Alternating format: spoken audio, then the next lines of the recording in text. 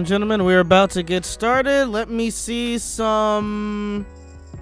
Why not? Let's see some rabbits in the chat, ladies and gentlemen. Let's see some rabbits in the chat if you guys are ready to get started.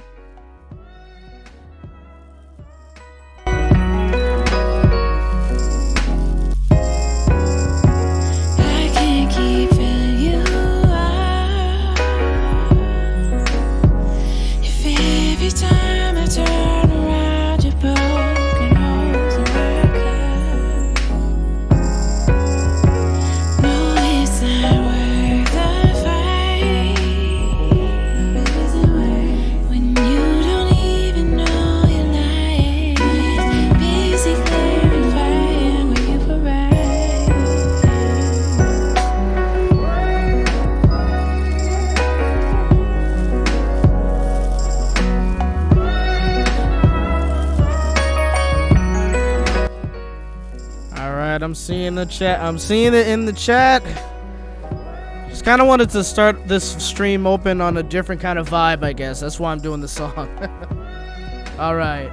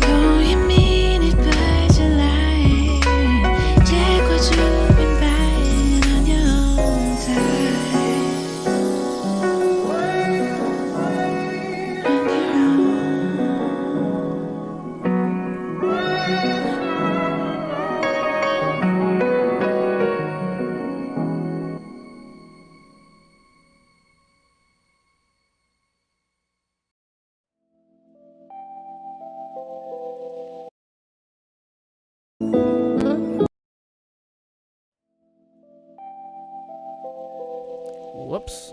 All right. Let's go ahead and get started. Let's go ahead and get this stream started. Welcome back, ladies and gentlemen, to yet another live stream here on Regularjosh1. Let me know in the chat if you guys can hear me. Let me know if everything sounds good right now.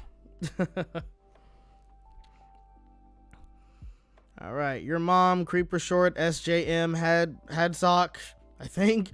Prince Don't Play, Kawaii Life, Antonio, Mason Wrigley. I think I said Skeptor the Wolf, yes. Jordan Heisey, I think.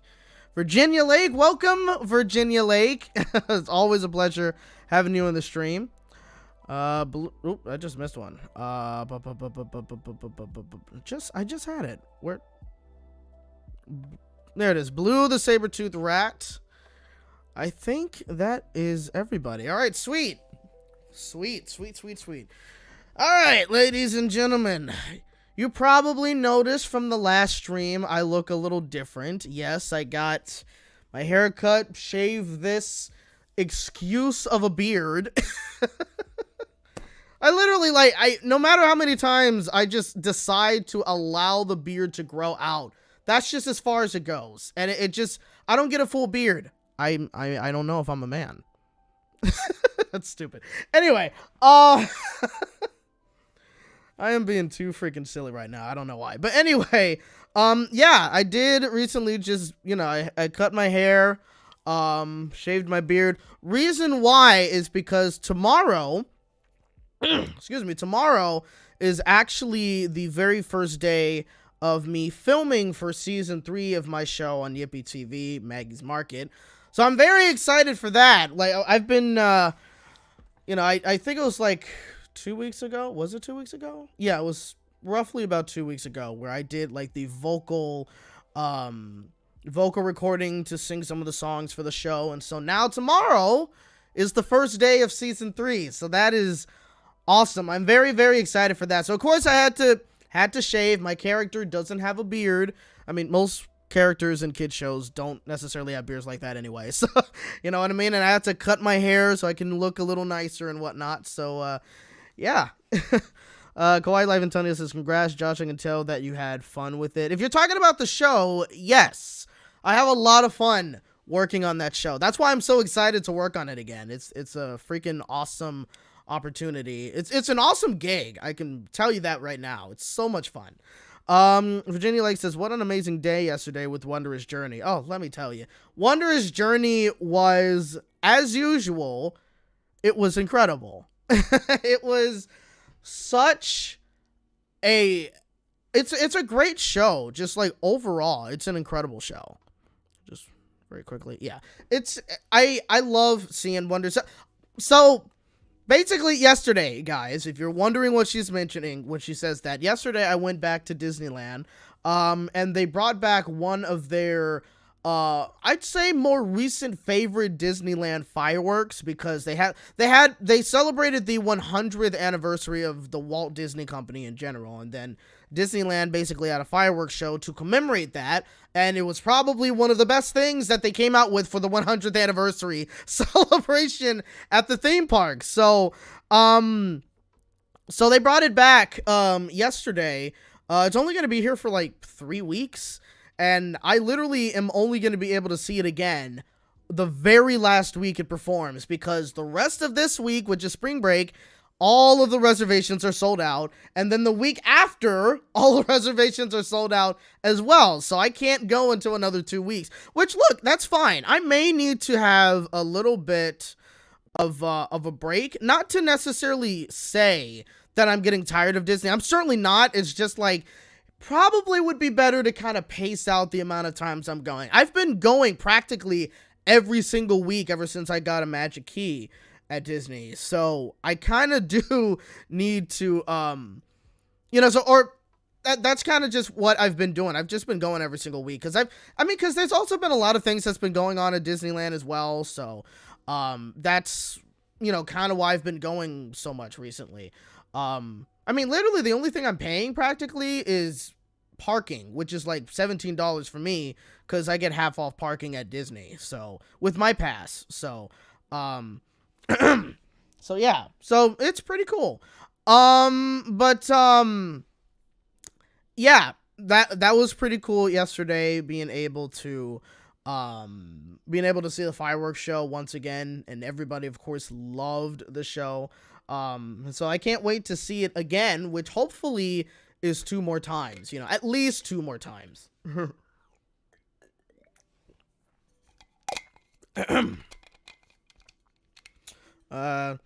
SJM says, so food is part of the perks of the Magic. Well, food actually, like, technically yes and technically no. Like, when you have a Magic Key, you do get discounts. Now, depending on the Magic Key that you have, I have the second most expensive one.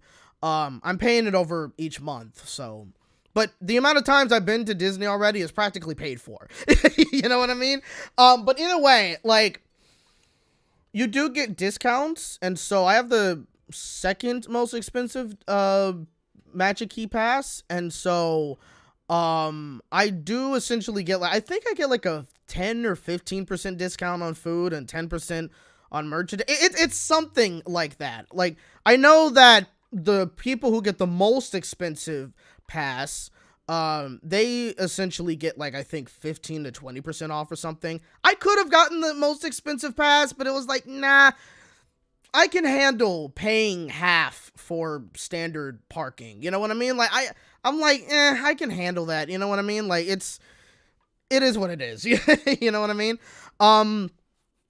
But yeah, like, I'd say the big perk is being able to make as many reservations as you have like 6 reservations that you're able to make at one time. And so if you use up like let's say you book 6 reservations, if you use up one of them, like say you book up one for the entire month, and one of the reservations is tomorrow, right? You go tomorrow, then you're able to make another reservation, and then, vice versa, stuff like that. So that, I would say that's fairly a perk, especially since reservations are still here. I don't know if I'd say reservations are a perk, but you get what I'm saying. Yeah, I mean, the biggest perk, really, I think, is like just not having to pay those ticket prices every single time you're going to Disneyland. Because that's why I ended up getting a pass. The amount of times I wanted to go to Disney, or just yeah, like just the amount of times I was going to Disney per year, honestly, which wasn't a lot, obviously, because I was not going to be spending a crap ton of money to do Disney constantly, you know what I mean? I was going like every few months, right? But even then, like that's still fairly expensive, especially if you want to do like 2 parks, right? And so that's for me the biggest perk when it comes to having a pass is that, say for me, I'm paying like I think roughly 80 something bucks a month, but that's like way cheaper than what a 1 day ticket to Disneyland would be. And on top of that, if I'm going like multiple times a month, like I'm going to Disney maybe 5 or 6 times a month and I'm only paying 80 bucks. Like you kind of can't beat that for Disney prices. You know what I mean? So that's, for me, it just made a lot of like financial sense to do that. So that's why when I eventually got the chance to be able to get a pass, that's why I did it essentially. SJM also asks, have they started to fix the Burn Dragon animatronic yet? See, I'm not sure if they're going to be fixing that particular animatronic. I think that dragon animatronic is gone. I don't know if they are going to. I mean, the thing is, when you take a look at like, I'm guessing the skeleton of that animatronic was steel. I would have to assume it was, maybe, because for the most part, what was truly like damaged was the outside like layer, you know, like the show elements, like the skin, I guess, of the animatronic, which was the dragon skin. It sounds weird to say dragon skin. It's not skin, but you know what I mean. You know what I mean. But that practically was burned. Of course, like all the electrical and fuel stuff that made the dragon move and everything, that was all burnt. So, I mean, technically, if they wanted to, I guess they could have restored that particular dragon. They would just need to have had, like, more... Like, they would just need to have repaired a lot of stuff. So, which... Lord knows how much that would have cost them. So, I mean, technically, I guess if they wanted to, they could have. The real question is that what they were doing, or did they decide to do that, or are we just not going to get a dragon, or what kind of dragon are we going to get? I don't know. I have no idea. But yeah, like, that's kind of the situation. We still don't really know too much about, like, what this version of Phantasmic is going to entail, how much is technically going to be changed from it. And then again, when it comes to the dragon scene, what's going to be there? All we know is something new or a new effect is coming. That's the only thing that we know. It's going to be here in about 2 months, actually. Literally, like, yeah, 2 months. We're 2 months away from Phantasmic returning, which is very exciting. So, that would be pretty awesome. Kind of trying to not check up, but you know what I mean. Oh yeah, Virginia Lake says it's cool that you got to see Mondo as well. Yeah, that was pretty cool. It's weirdly kind of hot in here, so I'm gonna take this jacket off. I thought this was light enough, but I'm kind of like, ugh, I don't want to turn the air conditioning on either. It's weird. But either way, yeah, like it was pretty cool to be able to see Mondo yesterday.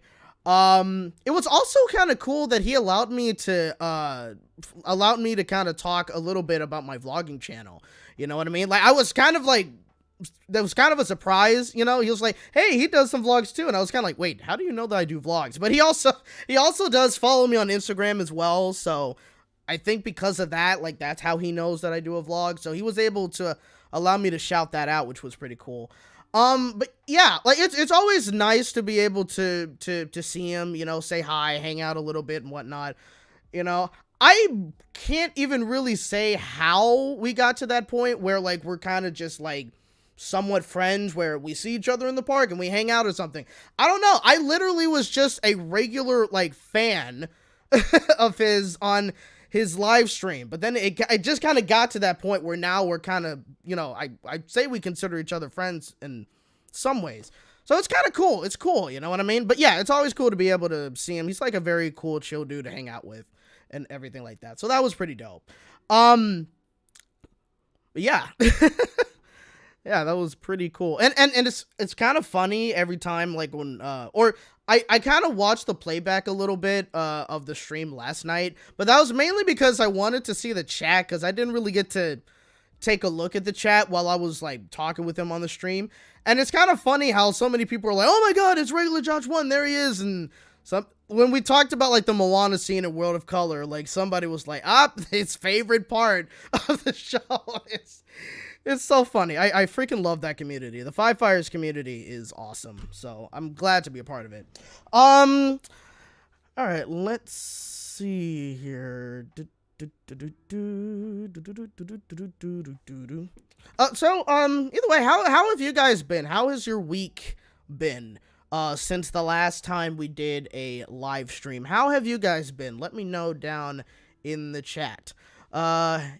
SJM says, yeah, they are pretty expensive. Like, wow, I haven't been to Disney for a while. Yeah, I mean, tickets gonna be very expensive to Disney. That's why I got a pass. Which I know, it's gonna sound crazy because the pass I have is like $1,200 or something. Which, again, I'm spending over a month. I mean, over the course of the whole year. So that's, you know, and also after like one down payment and whatnot. But still, the amount of times you go, especially if you do both parks, like, it's practically paid for. You know what I mean? Like, $1,200 in Disneyland tickets covers, like, maybe, at least 10 trips if you go constantly or something. So if you go, you know what I mean? If you go at least, like, 10 or 12 times or whatever, like, it's practically paid for. Especially if you're going on days where it's the most expensive. You know what I mean? So it's, yeah, it goes quick, but again, that's why you do it. Yeah, let's see.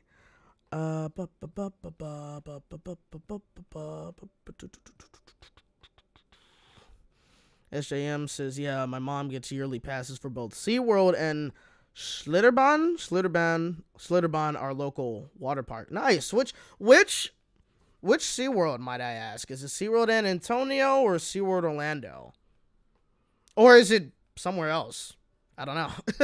Because I know they have a SeaWorld technically in Australia, I think, but it's not the SeaWorld that's associated with the SeaWorlds in the US, if that makes sense.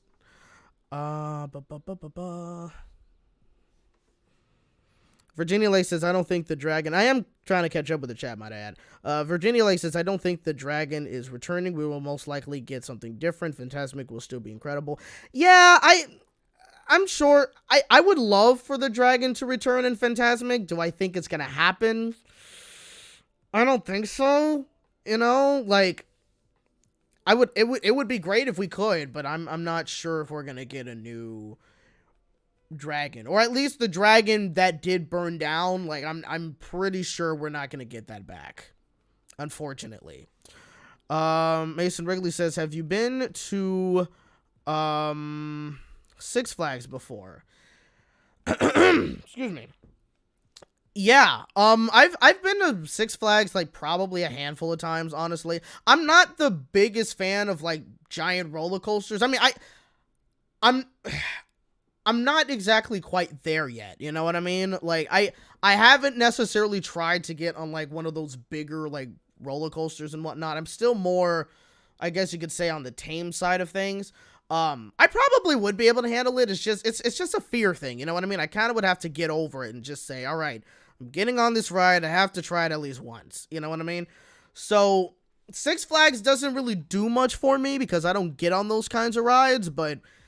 you know, I have been, I will say, like, one of the rides that is a favorite of mine at Six Flags is Ninja. Six Flags Magic Mountain, by the way. That's the only one I've been to. But yeah, that one, Ninja is, like, one of my favorite rides. It's fast as heck, but it swings and everything. It's so fun. It's so fun. They need to make more roller coasters like that one in particular. Those pack a punch.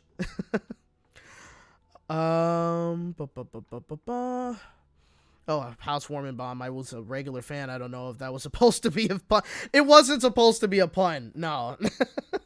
But no, like, literally, like, when it comes to, like, Five Fires, I was literally, that's the name of the channel that I, like, moderate when it comes to live streams. Like, I moderate the chat over there along with some other moderators as well. And he does like live streams and vlogs at like Disney parks and theme parks in general. And so, you know, that's kind of how it was. But yeah, I literally was just a regular fan, and then now like we're kind of somewhat friends, which I still think is pretty cool, you know what I mean? But yeah, that was not meant to be a pun. Kawhi Live Antonio says that is pretty amazing on your visits on Disneyland. Yeah, I have to vlog more while I'm at Disney. I've been having like damn, it is very like windy outside. It's crazy. I wasn't expecting that today. But yeah, like I usually when I go to Disney, I'm always like in the mindset of just be there to enjoy yourself and have fun. Sometimes I want to vlog, but then there's times when I'm kind of like, nah, I just don't really feel like pulling out the camera. I just want to be there and be in the moment. You know what I mean? I don't like necessarily being glued to my phone when I'm at Disney. You know what I mean? Like, obviously, I'll still be on my phone every now and then, like if I'm talking with somebody or something, but I tend to like enjoy just fully being in the moment when I'm there. You know, I think that's like still my mentality. Not that it's a bad mentality to have. I don't want to lose that mentality, of course. It's just, I think because of that, you know, sometimes if I want to try to vlog, it's a little like difficult because, again, sometimes I just want to enjoy myself. Not that I couldn't do that while I'm vlogging or anything, but you know, sometimes I just don't necessarily feel like it or what have you. Maybe like depending on the time I get there and whatever, you know, but also I gotta get more comfortable with doing that kind of stuff as well. That's another thing too. So yeah. Jordan Hasey says you saw Moana before as you speak. No, I have not seen Moana before. The reason why some of the people in the chat kind of tease me about Moana is because I don't always make it known, but I make it known quite a bit sometimes, that the song How Far I'll Go irritates me because of how many times, like, it's played. And so it gets to the point where, like, sometimes people in the chat will be like, if we're watching a parade or if we're watching a firework show that has that song in it, they'll sometimes be like, it's Joshua's favorite song, his favorite part, or sometimes he'll be like, hey, get your earplugs ready or something. You know what I mean? Again, it's all fun. It's all fun. We have a lot of fun in the community. But yeah, I have not seen the movie. I think I've seen only like maybe a couple of scenes from the movie though, but I haven't seen the entire movie. Will I ever check out Moana? Possibly. But I have to maybe skip the song to be able to enjoy the movie, maybe. Again, it's not a bad song. It's just, I've heard it so many freaking times. I literally just, I cannot listen to it anymore without getting irritated. You know what I mean? So that's kind of where I'm at, I guess. Yeah, that's crazy. Virginia Lake says, still fighting this awful flu bug, but I am a preschool teacher. A lot of yeah, you know, that's one thing I will say. For one, I'm kind of lucky that no one at Disneyland has made me sick yet. And I say that because the amount of times that you'll be walking through and you just have like these little kids, they cough and they don't freaking like cover their mouth. You know what I mean? It's like, I always get so worried, like if I'm like sitting next to a child, on like a ride or something, not a ride, but like maybe like say on the train, or if I'm just like sitting down to relax and like a parent with their kid just so happens to sit next to me or whatever, and then the kid starts coughing, I'm kind of like, I'm gonna get sick. It's like, I'm gonna start coughing, you know what I mean? Thankfully that hasn't happened, especially for the next week, because again, tomorrow I start filming, and I definitely cannot get sick. But yeah, like, I can imagine when you're somebody who is a preschool teacher, that has to be kind of rough. But regardless, I can imagine that, being around those kids, especially when they're sick, like, you're gonna be prone to catching their sickness. Because again, kids at that age, they don't know how to cover their mouths when they sneeze, or cover their mouths when they cough, or they'll kind of like wipe their nose and it's like snot all over, and then they're touching all of these things, and you know what I mean? Like, you have to, I'm surprised that you don't have like schools where you have somebody in a hazmat suit kind of just disinfecting the entire class every single time those kids go out to recess or go out to lunch. You know what I mean? They might need to start doing that. That's ridiculous. But yeah, like, but yeah, like that's kind of, I can imagine. I can't imagine, but I can't imagine necessarily like how often you probably get sick, you know, with those kids around. Like, it wouldn't shock me if you get sick a lot with that.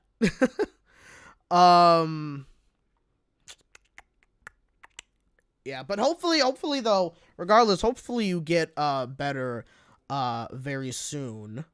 Cuz yeah, being sick is not fun. I do remember though, and this was not because I went to Disney, but it was mainly, I think it was mainly because a code was coming on. It was the last day, I think I've talked about this before too though, but it was like the last day of the Christmas season at Disneyland. And it was also the last day of the Tale of the Lion King show, which I freaking love. It would be amazing if it comes back. I highly doubt it would, but it was a amazing show. But I had to be there regardless. But I just remember, like, I think 2 or 3 days ago, I started, like, feeling a little sick. Like, I felt like, oh, I was going to start coughing and sniffles and yada, yada, yada. But I was like, no. I am going to fix this, you know? So I took some medicine, and I started feeling much better. And I'm like, okay, you know what? No, I'm good. Cough is gone. Sniffles are gone. All of the cold symptoms that I felt like that was starting to happen, I'm good. I'm cool. I go to Disneyland, and I'm feeling good, but then, like, literally, like, when I'm watching Tale of the Lion King, my voice starts to go away.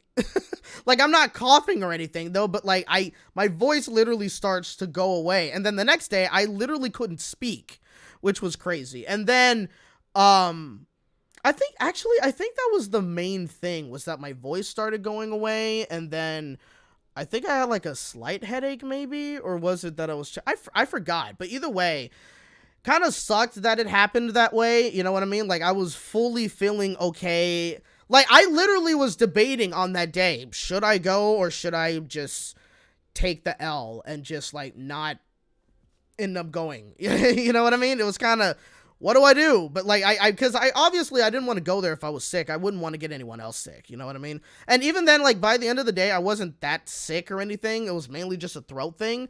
But just the next day is when I got, like, pretty sick. And the cold seemed like that lasted for, like, 2 weeks. And I was like, oh, man. It was ridiculous. But, yeah, like, it's it's rough when you get it's rough when you get like sick, but I was just like thankful that, you know, I've never gotten sick yet because of being at Disney or anything, you know, or at least recently, especially with these kids coughing, yada yada yada. Like, I could easily have just had a cough right now, but I don't, you know, so thankfully. Virginia Lake says, you are so loved in the Five Fires community. We were all happy to see you in the live stream. Yeah, that was pretty cool, honestly. You know, seeing like how happy people were to see me in the stream, I was like, wow. Like, I just felt that to be like kind of cool, you know? And that's the thing, like, that's why I like really enjoy being like watching Mondo's live streams. I love like being within that community. You know what I mean? Again, the community is seriously freaking awesome. Every single person in the chat is always a pleasure to talk to. I think I've met like maybe 1 or 2 people that follow Mondo, and every single one of those people have been pretty cool to chat with and everything. You know what I mean? So it's been great. It's been great being a part of that community. It's always a fun time. All right, let's see. Gillian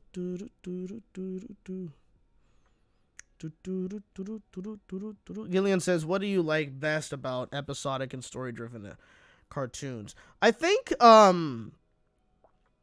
excuse me. Oh, very quick. Quiet Life Antonio says, I prefer to wear a mask just in case, as that is what I do in public since the whole 2022 thing, to feel protected. Yeah, I mean, that technically that probably is something I should start doing when I go to certain places.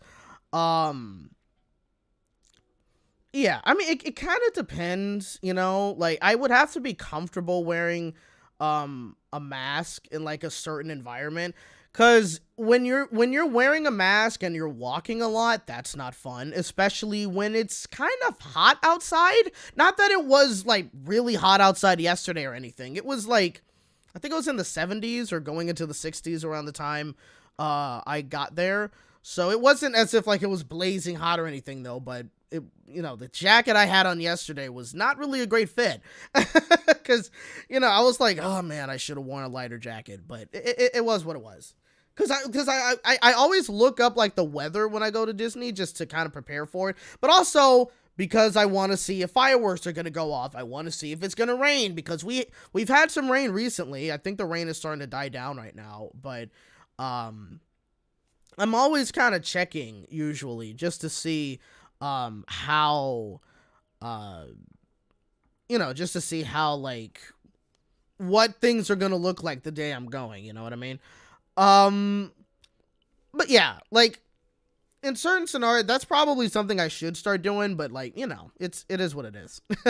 But to answer Gillian Felix's question about what do I like best about episodic and story-driven cartoons, I'll probably answer the story-driven one first. I think sometimes like with story-driven cartoons, especially when they do it well, is that like they'll tend to keep you maybe at the edge of your seat sometimes, or they're able to, like, obviously they tell a story, and then like sometimes they'll leave you on a cliffhanger for when the next episode comes, and then you're always kind of just wanting more. You're kind of like, oh, what's gonna happen next, right? Like with Moon Girl, for example. Like Moon Girl, when I watch Moon Girl and Devil Dinosaur, especially this I think it was last weekend when they had the season 2 break, I believe. Yeah, it was last weekend. That show does such a good job at storytelling, in my personal opinion. Like, not every single episode is fully connected, but there's still like an overarching story, of course. And the way that they do it, in my personal opinion, I think is like really, really, really good. And again, it kind of just gives you something to look forward to. Like, maybe when it comes to the next season, when you know that there is a next season coming, or when it comes to the next episode, you know what I mean? Like, it just gives you something to look forward to, especially when something like shocking is revealed, and it's kind of like, whoa, where do they go next? You know what I mean? So I think that's kind of something I really like about story-driven cartoons.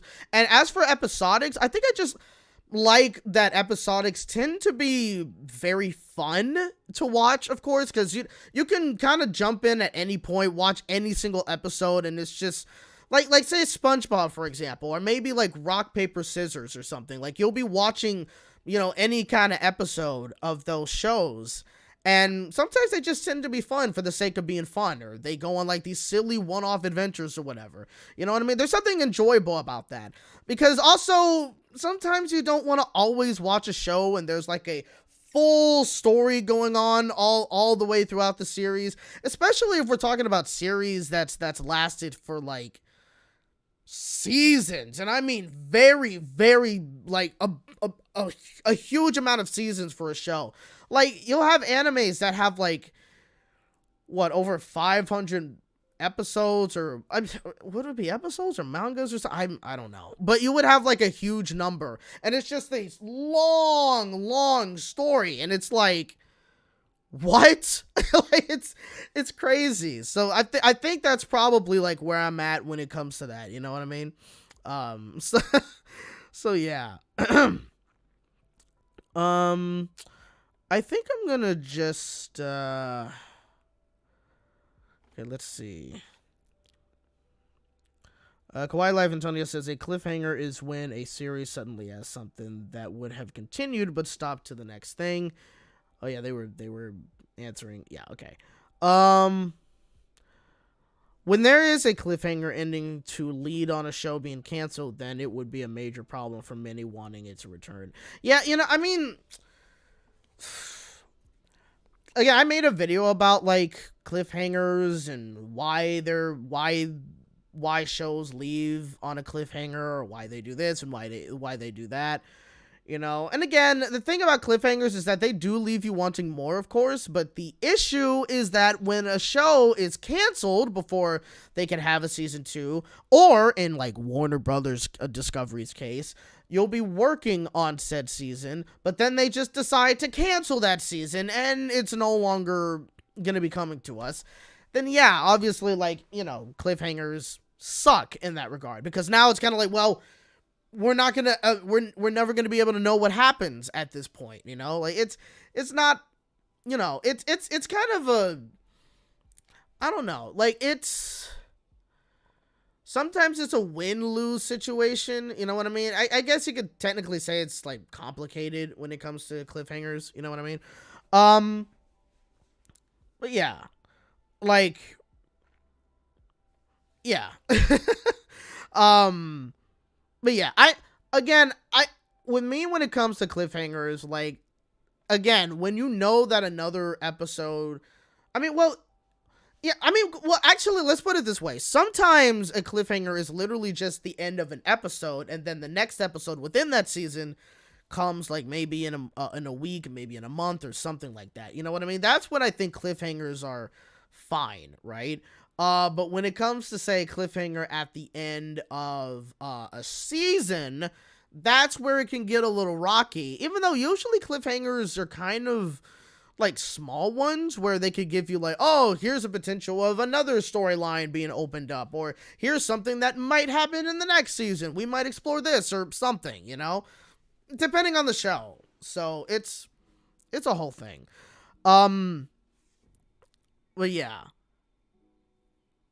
But also, like, I do have to wonder, and I'm not sure if I ever brought this up in that video, I have to wonder if the reason why certain shows end in a cliffhanger, or like when they end a season in a cliffhanger, I wonder if that is the idea of the writers and the creator of the show, or is it the exec saying, hey, we want you to kind of end this on a cliffhanger, so, you know, we could potentially continue it for another season or whatever, or leave the audience wanting more or something. I don't really know. You know what I mean?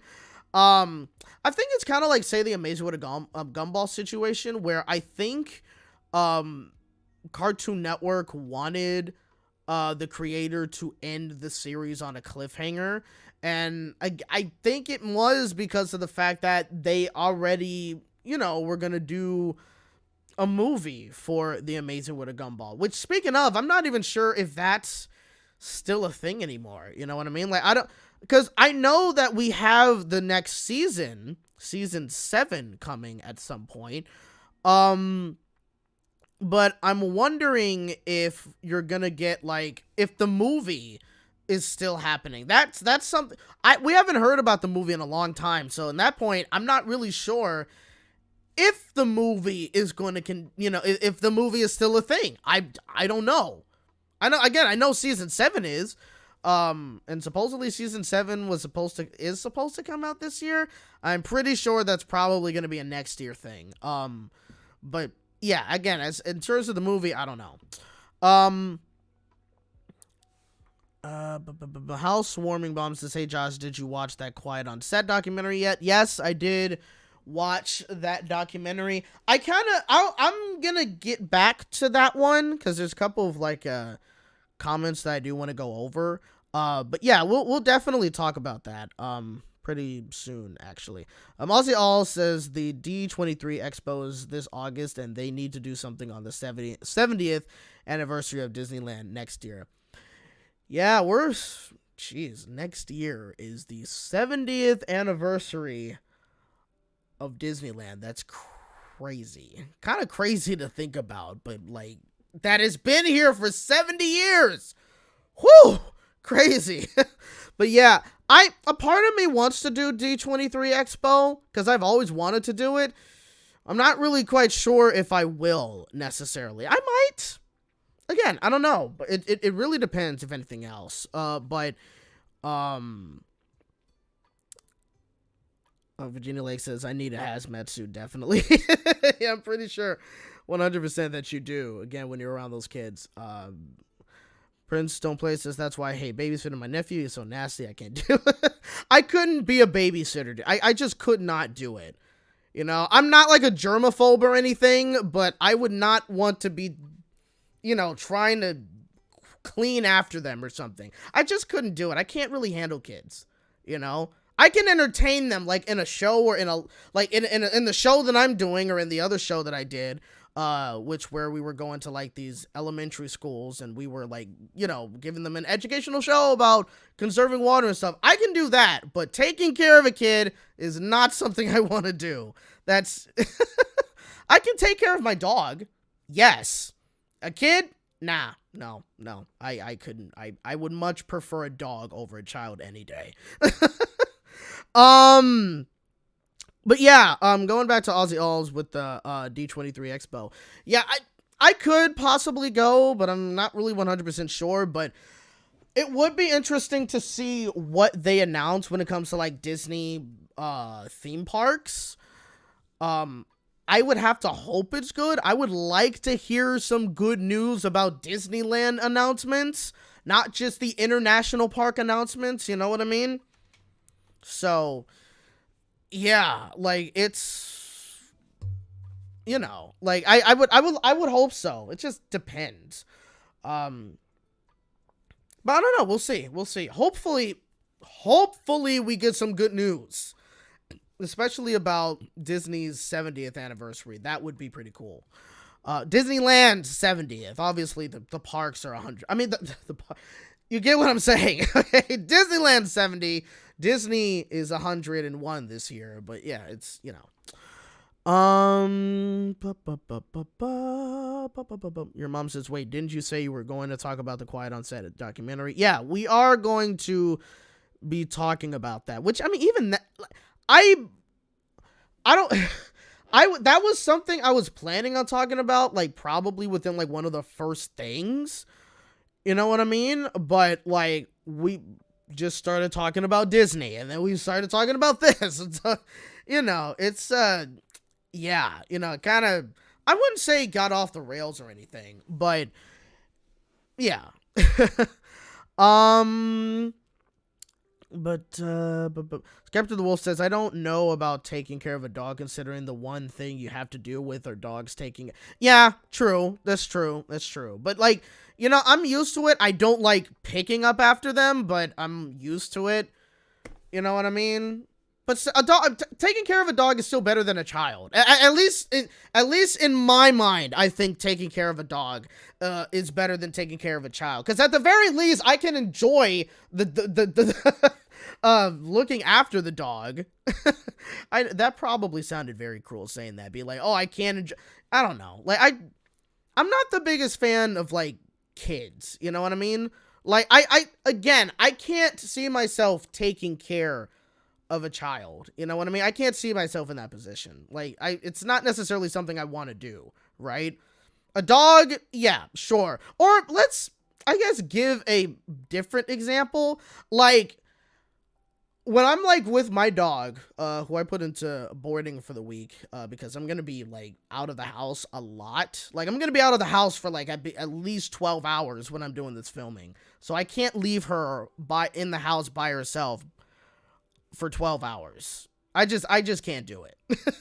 Like I think she would be fine, but it's like, I would just feel bad. But like, I'm always kind of like playing with her, like rubbing her head, kind of like talking to her in a little like baby voice or something. You know what I mean? Like, you know how you speak to your pets, right? If you have pets, you know how you speak with them when you're kind of, you know, I don't think I could do that to a literal baby. You know what I mean? It would just feel weird, right? Like I just can't do that if that makes sense. But to a dog, like, yeah, like it's, I mean, and I think part of it is because, you know, they're dogs. Like they don't understand what you're saying. So it's, you know, and like when they grow up, they turn like, when a dog turns 5 years old, they're still a dog. They can't talk. They still don't understand you. When you come into the house, they're just excited and jumping all over the place because you're back home. You know what I mean? And then they cuddle with you when you're on the couch watching TV and what have you. So, it's a different dynamic. You know what I mean? It's a different dynamic. But yeah, like that's where I'm at when it comes to that one. Let's see. Oh, Jordan Heisey says, before I forgot, today was Josh Dale Cruz's birthday. Happy birthday to Josh. Wow. Happy birthday to him. The newer host of Blue's Clues. Wow. Again, 100% happy birthday to him. He's done like a very good job of he's done like a very good job of being the new host of Blue's Clues. So, it's been fun, like, watching him. It sucks that the show is ending, but, all things come to an end at some point. But either way, though, like, I thought he was doing, like, a pretty good job, of, being the host of Blue's Clues and you. So, yeah. So, hopefully, like, after this, I wish him a more prosperous and, successful career, of course. And he got to be able to work with Steve Burns. I mean, come on, like, how awesome is that? And I know that Steve, Josh, and Donovan,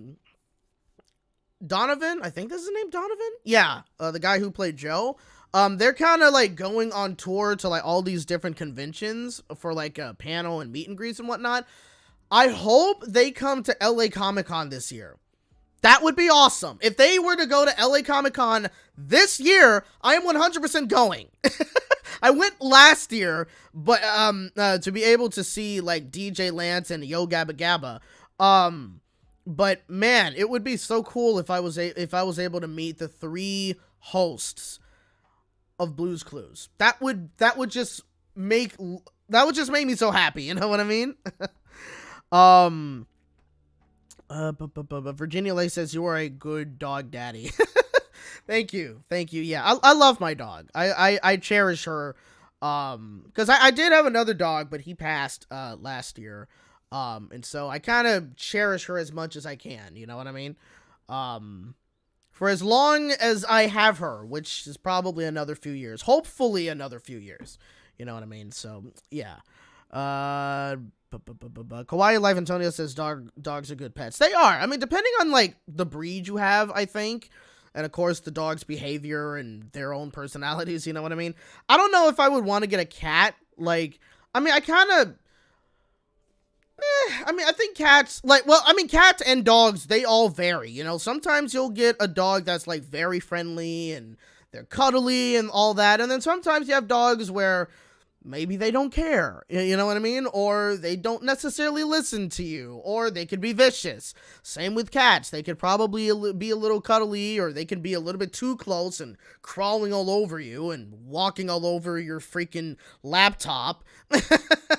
You know what I mean? But then they could also be vicious, where you walk past them and they're always hissing at you, or they try to scratch you. I know somebody who used to have cats, and they had I think they had 2 cats in their home. One was always like very friendly. It would allow you to like rub their head and everything like that. But then the other one would kind of stay away. And if you got a little bit too close, it would try to nick at you. You know what I mean? It would kind of hiss at you and nick at you. You know what I mean? So it's kind of like, you just never know when it comes to pets sometimes. You never know. And Gary, the editor, loves cats. Welcome, and I'm glad you were able to join in the stream. And Mason Wrigley, happy birthday. You turned 19 years old. Happy birthday. How does it feel to be an adult? I mean, you're almost there. You're almost there. You're 2 years away from being a fully legal adult, but still. How does it feel? Virginia Lake says, I have 2 very sweet cats. Sweet. This cat is not mine, but like, we have a cat like that's kind of like in the neighborhood, and like it'll kind of go to different homes, mainly because like some of us kind of feed the cat. I don't know if the cat really belongs to anybody, but it just kind of stays around here. We like the cat. And it's kind of the sweetest, one of the sweetest cats, I think. Like, every time I'm trying to feed him, I think it's a he. Yeah. Every time I try to feed the cat, like, it always wants to rub its head against my hand, lets me pet it. Sometimes when I'm trying to get some mail or whatever, like the cat may kind of run over and start rubbing itself against my legs, and you know what I mean? Now it's kind of trying to get in my house. Like there's times when like I'll literally try to get inside the house and the cat is like right there. And then when I kind of open the door, it'll kind of start approaching and almost would step inside, and I'm like, no.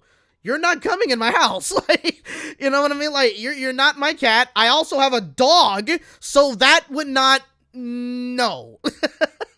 I like the cat, but like, I wouldn't have that cat be in my house, obviously. But yeah, like, again, it can vary with cats sometimes though, but, yeah. There was here. The editor says, "Hey everyone, busy drawing and watching movies as usual." Yeah, that's what he does 24/7. Just draws and watches movies. That's literally all he does. Just kidding. He does a lot of other things though, but those are like his main two hobbies. He loves films. And he's been like doing a lot of drawings. Like he's kind of been drawing almost every single day. You know what I mean? So it's been pretty good.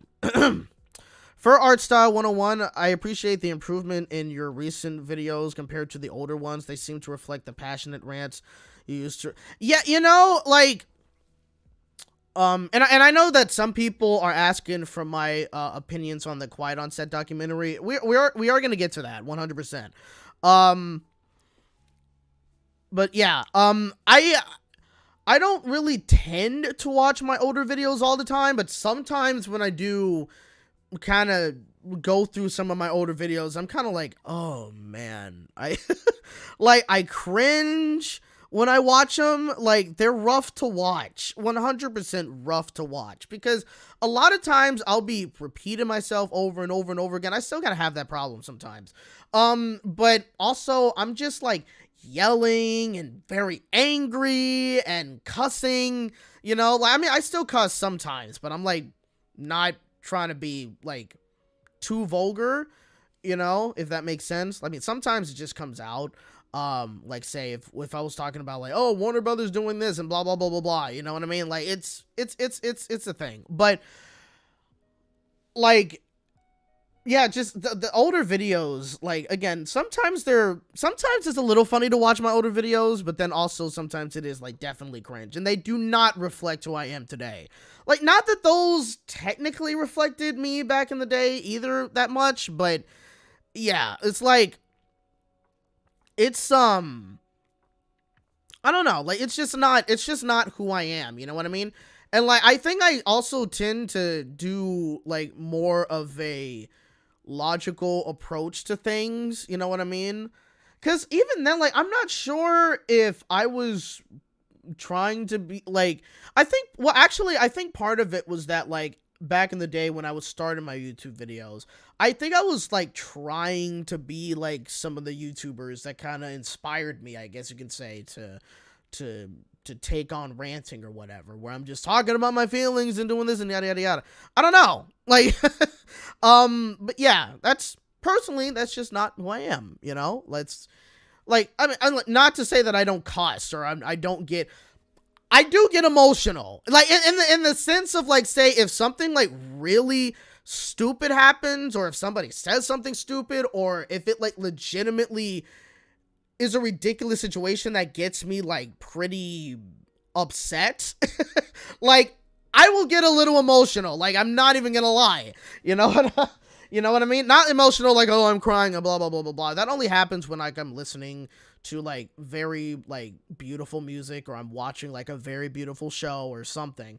But like, you know, there will be times when I'll get pretty upset. You know what I mean? But either way, like, it's not, I guess part of it is that that's not necessarily something that I would want to reflect in videos of mine anymore. You know what I mean? So I think it's, you were a little edge boy. Yeah, I think, yeah, I mean, I was a teenager, for God's sake. Like, I think I was like, what, 15 when I first started making videos at the time? And what 15-year-old boy is not edgy at the time? You know what I mean? Like, man, I think teenagers are worse today, but still. Yeah, it's crazy.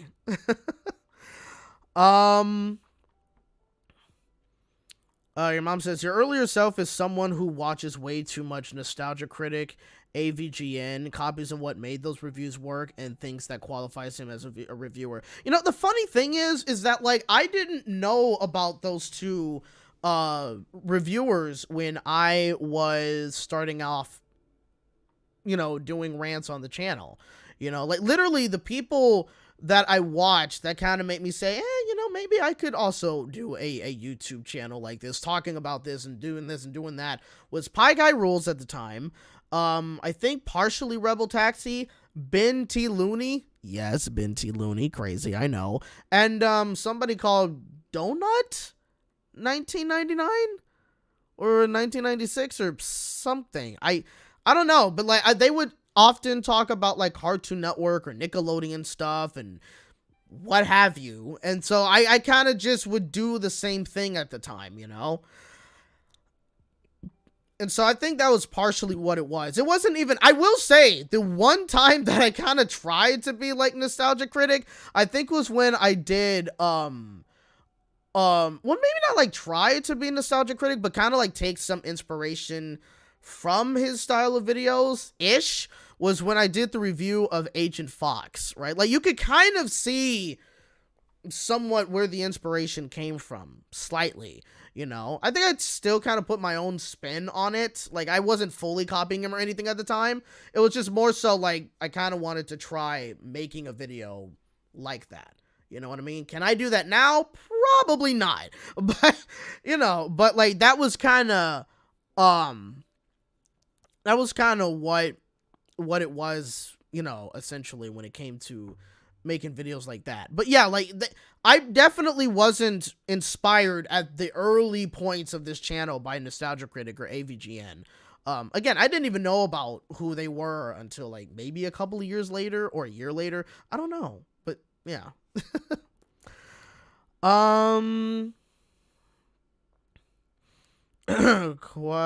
No, Housewarming Bomb says Agent Fox is a furry fanfic. Agent Fox is, I haven't seen that movie in a long time. I'd rather not see it again. But that movie was something. I literally like was watching it in class once because we didn't like, it was I think it was either the freshmen or the sophomores who were taking like some sort of test at the time, and the test took like, I think 4 hours. So everybody else had to be in like one of the classes for like 2 hours, and then they would go to lunch and then another 2 hours, and then we got out earlier. So it was something like that. I kind of forgot. It definitely wasn't finals. But it was some sort of test they had to take. That kind of mixed up everyone's schedule essentially, but I kind of was just looking through Netflix on my phone and found that movie, and it seemed kind of interesting, and then when I watched it I was like, oh my goodness, this is terrible. What is this? And then instantly it was like, oh yeah, yeah, I gotta make a review of this. It was like, I have to make a review of this. Housewarming Bomb SATs. Maybe it might have been the SATs, or it might have been the Casey's, I think, which is a California high school exit exam. I think it was one of those two. I don't really remember, but yeah, I was a senior that year when they were doing that.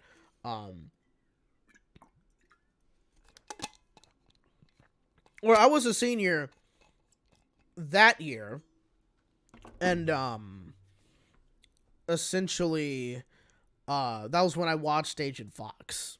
yeah. So, so that's what I'm trying to say. Kawhi Life Antonio, looking back at Ben's friends, they are really cringe. They are, but also they're kind of fun to watch sometimes because hearing how angry he gets, it's kind of funny. Like it's yeah. And then like watching like the bad drawings that he used to make, it's kind of funny to watch sometimes. What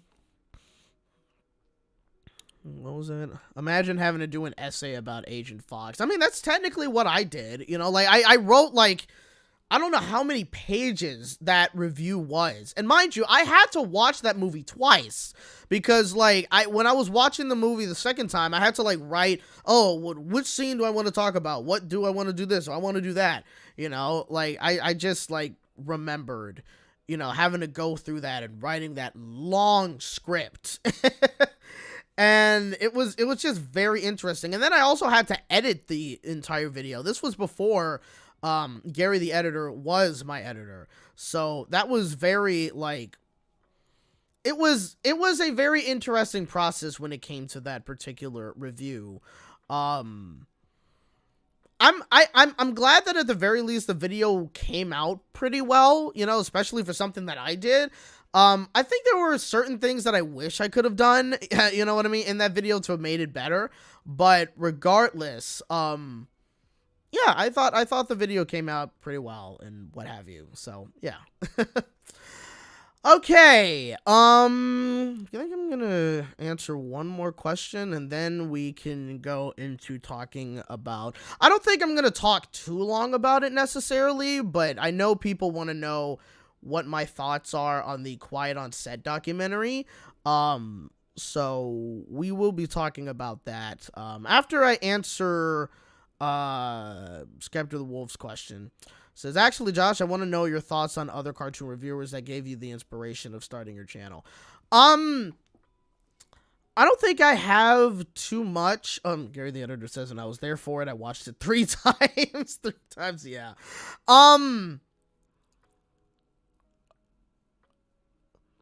Oh yeah, he was answering your mom's question. Okay. But yeah, Pie Guy, I can't really say much about Pie Guy Rules right now because I haven't watched a lot of his videos recently. I mean, he doesn't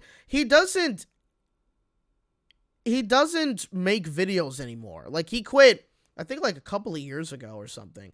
But he also did, like, I do remember he did, like, a lot of, like, SpongeBob videos where he would talk about, like, the episodes, and whatnot.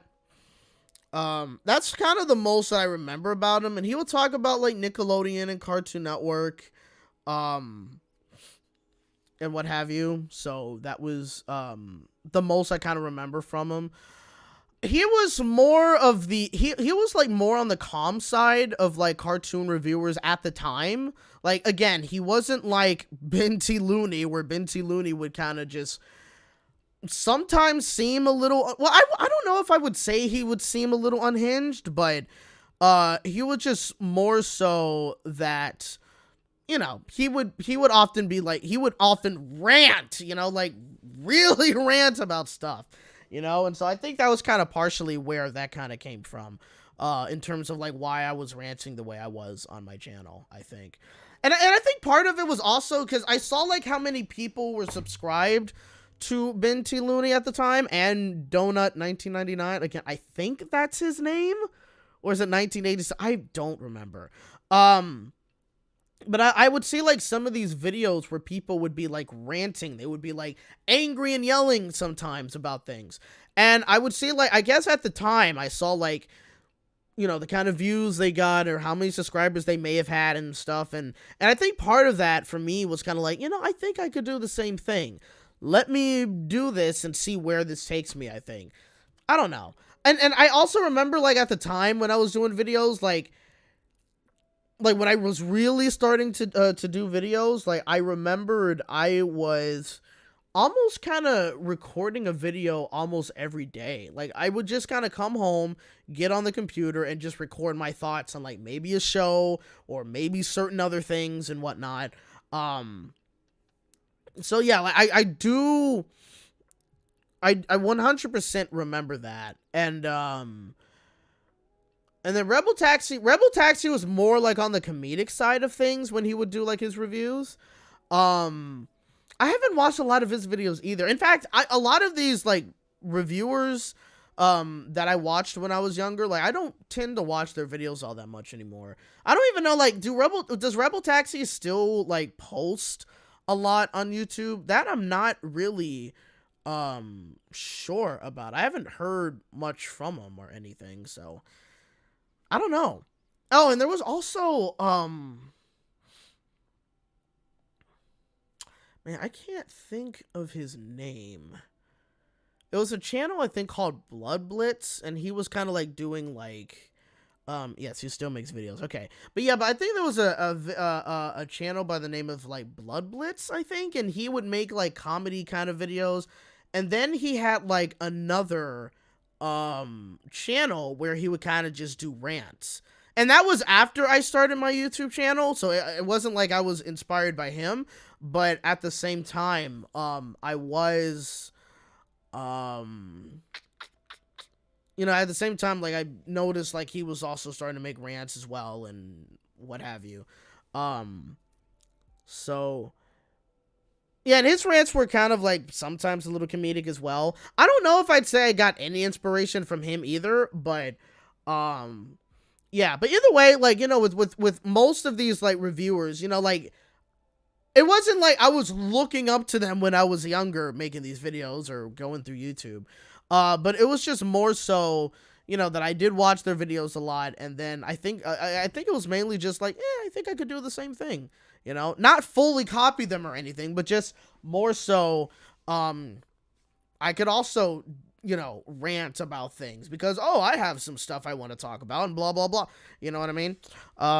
So yeah, your mom says, what about Saber Spark? Yeah, I do still watch Saber Spark, not too often, but there are times when I do happen to check out his videos. I do like his videos, but sometimes he can be a little bit too pervy. Sometimes, you know what I mean? Like, not all the time, but just sometimes he can be a little bit too pervy, and it's kind of like, okay, you kind of need to tone it down just a little bit. You know what I mean? So yeah, like, that's kind of, but either way, like, I do watch Saber Spark. He started off as, like, I think if I can remember, he started off as a My Little Pony reviewer. Like, I think he was reviewing like My Little Pony Friendship is Magic episodes or something, or at least talking about the show a lot. And now you see him now, and he's just an animation cartoon reviewer. You know what I mean? Which is pretty cool. I know somebody else kind of also started off talking about like My Little Pony stuff, and now they're kind of also reviewing animated movies or animated series and all that kind of stuff, which is pretty cool. You know what I mean? So yeah. Well, Saber Spark used to be a My Little Pony fan. Yeah. Yeah. I remember, I think that was like one of the first videos that I saw of him, and then, you know, now I'm watching him being like a pretty big YouTuber and whatnot, which is pretty cool. Donut 1999. Okay, so it is Donut 19. So you know who I'm talking about when I say Donut 1990. Yeah, okay, I remember that. Rants reflects an unwillingness to move forward, dwelling in the past without relevance to the present. This lacks of adaptability results in unhinged tirades, disconnect from reality. Does he even still make videos? I don't know. Like, I don't even know if he still makes videos. You know what I mean? Gary the editor says, my main guys I watch is LS Mark and Saffarellis. I don't know how you say his name. I know, is it Saffarellis? Scaffarellis? I don't freaking know. The former is where I get most of my inspiration for videos and adapting Gary as a persona. Yeah, I don't watch Ellis Mark all that much. But when I do watch his videos, like, you know, I think he's a pretty good cartoon reviewer and whatnot. And Saffarellis, again, I am probably butchering that name. But yeah, like these two YouTubers, I do tend to watch their videos as well. I'm not a religious watcher of them or anything though, but I do watch their videos. They do tend to have some good takes on things, and the videos are pretty good from on their part as well. So yeah. Your mom says, what about Velisky Bum? Velisky Bum, I can't really say I really care that much about his videos. You know what I mean? Like, I can't say I care that much about it's kind of the most I can really say, I think. Like, I mean, there's a couple of times where I'll click on his videos, but that's kind of rare. And I think part of it is like he can come off as a little bit too monotone and a little bland sometimes, if that makes sense. You know, like, I mean, not to say anything about his character or whatever, but like you I don't know. It's just a me thing, I think. Like, it's like, I don't know. Like, I haven't really watched him enough to really say too much about his videos or anything. I'm not exactly the biggest fan of his videos. I don't dislike the videos, but I'm not really the biggest fan of the videos. So I don't really watch them that much, or if at all. That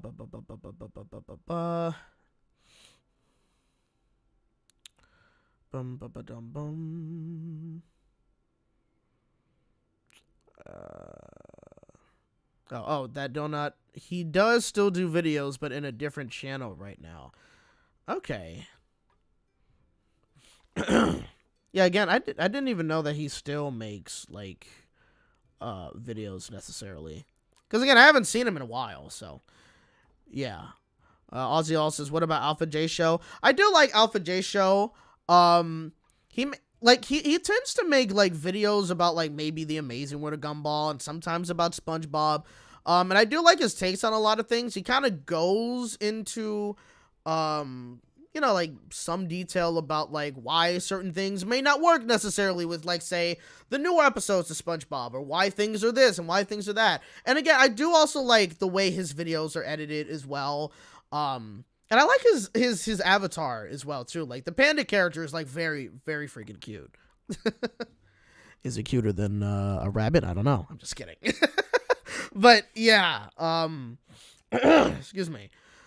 But, yeah, like, that is, yeah, I watch him. He doesn't post too much, as far as I know. Not as often as, like, say, like, because there's some people that still post, like, weekly. I try, but I kind of can't do it sometimes. But yeah, like, I think he makes some pretty good, like, video essays on YouTube, so I do enjoy that. Jordan says, no, I like your avatar better. Nah, don't flatter me. I was just kidding. I would like to get, like, more drawings of Sky. If you guys don't know, that's the character's name, Sky. And literally the reason why his name is Sky was because at the time when I made the character, like, way before I decided to even, like, make the character, like, an official avatar for the channel, I think it was because, like, it's a little embarrassing, but, like, I was, like, a fairly big fan of Paw Patrol at the time when it first came out, and so I think I just, for whatever reason, named the character Sky. It was, like, I just liked the name at the time. I don't know why, but, again, ask 15, 16-year-old me. I don't know. But that's literally, like, why the character's name is Sky. But at the same time, it still fits in a way.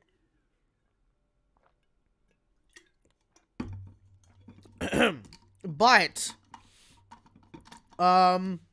yeah, Sky the Bun Bun or something. But, yeah. Yeah. Okay.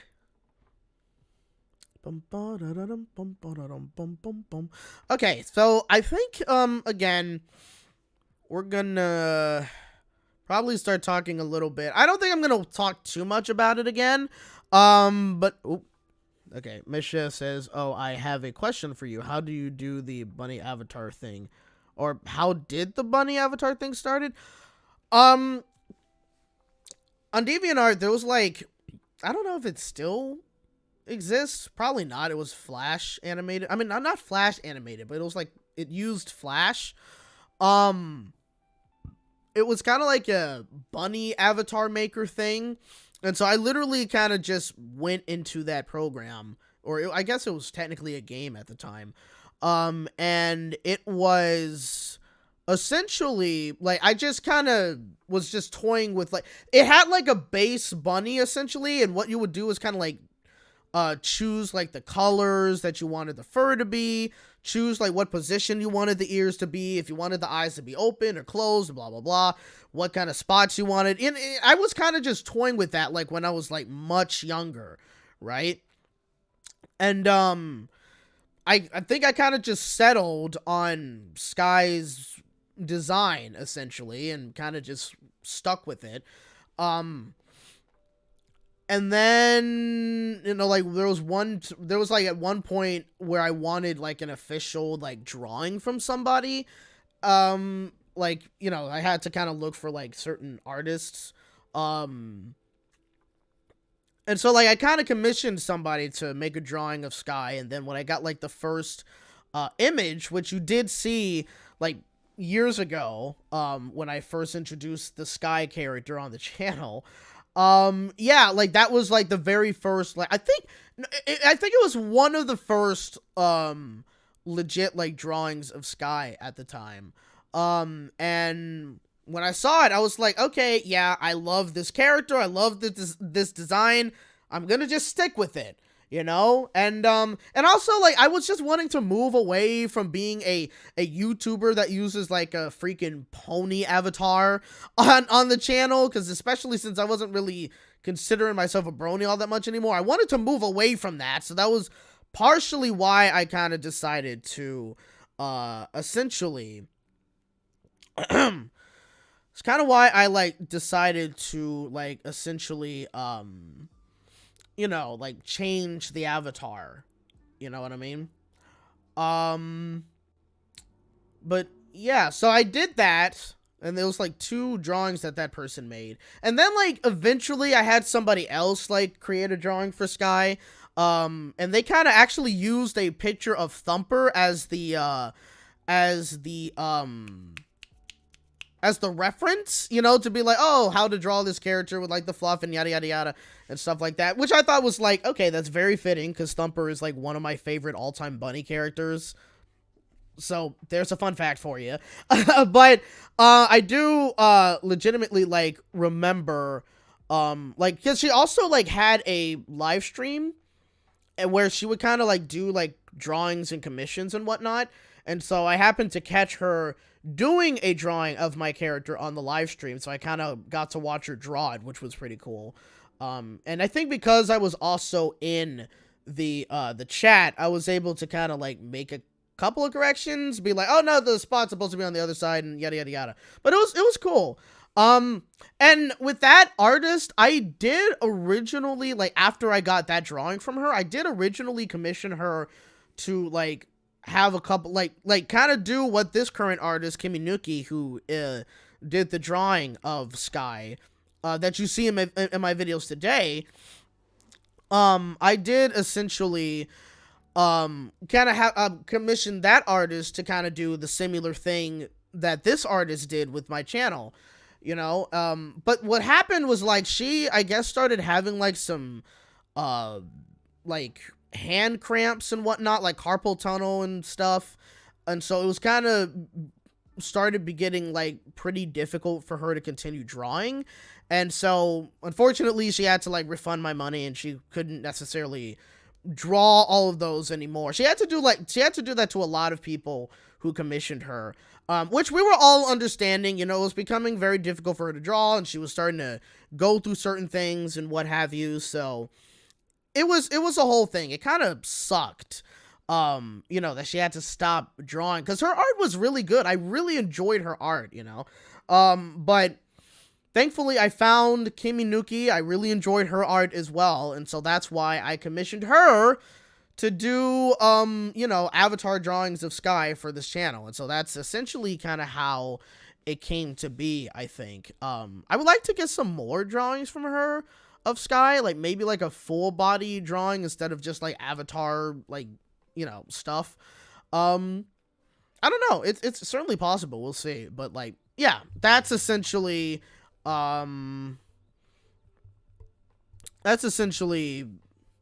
you know, how it was, if that makes sense. But But yeah, that is kind of how, that was a very long-winded answer, as I'm sure you've noticed, but that was essentially how Sky, I guess, came to be. It literally started with a freaking rabbit avatar 2D Flash animated game on DeviantArt. Literally. And that's kind of, it was kind of the same thing-ish for the pony avatar that I used to have. It was like it was like a pony maker. I think that's what it was called, like a pony maker, where you could create your own OC character from My Little Pony. You know what I mean? Like, you have like the head shapes and the colors and the mane changes and, you know, hooves and all that kind of stuff. So yeah, again, this was like way back in the day, you know, when I was in high school and stuff. And of course, I can't really draw. I mean, I can't really draw that much. So because of that, that's essentially why, you know, I was using those programs so I could have my own, like, my own character. You know what I mean? I would certainly, thankfully, AI did not exist at the time, because I can tell you that right now, I would not be using AI to create a character. You know what I mean? I just personally wouldn't want to do that, even if it was like, oh, hey, it's giving me inspiration. Okay, well, can't we take this character and I'll give it to this artist so they can draw their own version, blah, blah, blah. I personally wouldn't do that, you know? So, yeah. So that's, again, that's kind of just how it all started, essentially. So now you get a little, I guess, history. Yeah. All right, so I am going to, Quiet Life Antonio says, AI is easily a dumb idea to think it is easier while it looks weirder. Yeah, I mean, look, sometimes AI art can legitimately look kind of good, but the fact that, like, it sucks when I see some pieces of AI art and I'm like, wow, that is really, really, impressive. Like, oh, that's just really good, and yada yada yada, right? Like, sometimes how they draw like landscapes or how they draw characters or whatever, it's like, man, that is really good. But then you find out that it's AI and it's like, no. It's like, it would look good, or not that it would be better if, like, if a person actually drawn the you know, if the character drew, if the character, oh my god, what am I saying? It would have been better if it was a person who drew this character, or drew this, or drew that, you know what I mean? That's impressive. To have a generated, like, imagery where, yeah, it may somewhat still look good in a way, but it's generated imagery, you know what I mean? Not in the sense of like, oh, you go into Blender and you're like creating this, you're still creating something, right? But with AI, you literally just like type in some sort of like prompt and then it just generates a barrage of photos and you got to pick the best one and blah, blah, blah. You know what I mean? Like, it's, yeah, it's crazy. Virginia Lake says, I love the connection with Thumper, very cute, and Disney. Yeah, I freaking love Thumper. I wish I could meet Thumper at Disneyland. I had that opportunity once. I am still shy about meeting Disney characters for whatever reason. Sure, I'll go up to freaking Broby at LA Comic Con and gladly take a picture with them. When it comes to Mickey, I'm nervous. I'm like, okay, no, I'm not. I'm a little bit too shy to do that. I'm like, oh, there he is. Do I want to get in line and take a picture with him? I think I'm good. You know what I mean? It's me and my shyness. It's I'm getting better, but it's interesting. You know what I mean? But yeah. So, I will be right back. I'm going to take just a tiny bit of a break, but when I do come back, we'll continue on the stream for a little bit. I will go over the thoughts on the Quiet on Set documentary. Again, I don't think we're going to talk about it for too long or anything, like, but we're going to talk about it. Because I know some people were asking, like, when I was going to talk about it and everything like that. So, yeah, we'll 100% go ahead and chat about that in a little bit. But again, I will be right back, so stay tuned. All right. Be right back.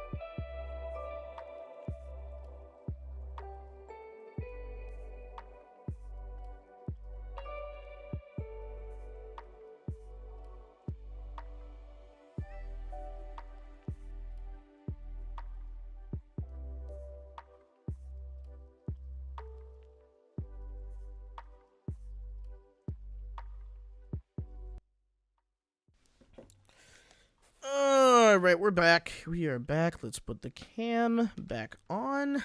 There we go. All right. We are back. Got the chat back up. Cool.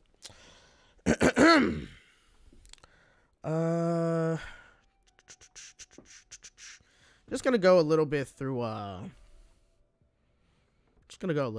the chat before we. Let's see. Your mom's.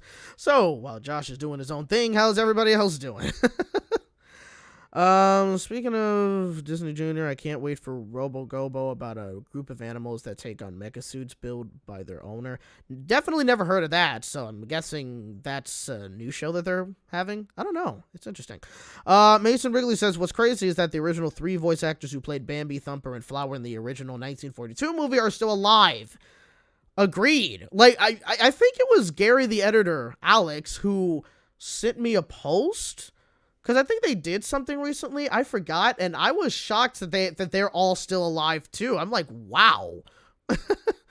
Brandon Heaton says, I love Pupstruction. Yeah, Pupstruction is a pretty cute show, I'll be honest. Like, it's a cute show. Like, I enjoy watching it. Kawaii Life Antonio says Disney Junior is going all in for animation this year, actually. I think Disney Junior's just been doing they've been doing a bunch of animation recently, you know. It's kind of surprising they haven't done any, like, live-action shows at all, especially considering those are the cheaper things to create. But I think, you know, kids do love animation, so I think that's kind of also partially why you have a lot of, like, animated shows for preschoolers on these, like, preschool, you know, shows and whatnot. Jordan says there's a very small variety of animals in Pupstruction. Yeah, that's true. That's definitely true.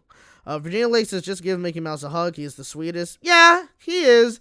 I'm just shy. Like, it's weird. I think part of it is, like, I just feel weird being an adult. And I know this is ironic saying this because I went to Comic-Con, saw Broby, and I literally gave Broby a hug and took a picture with him. I know.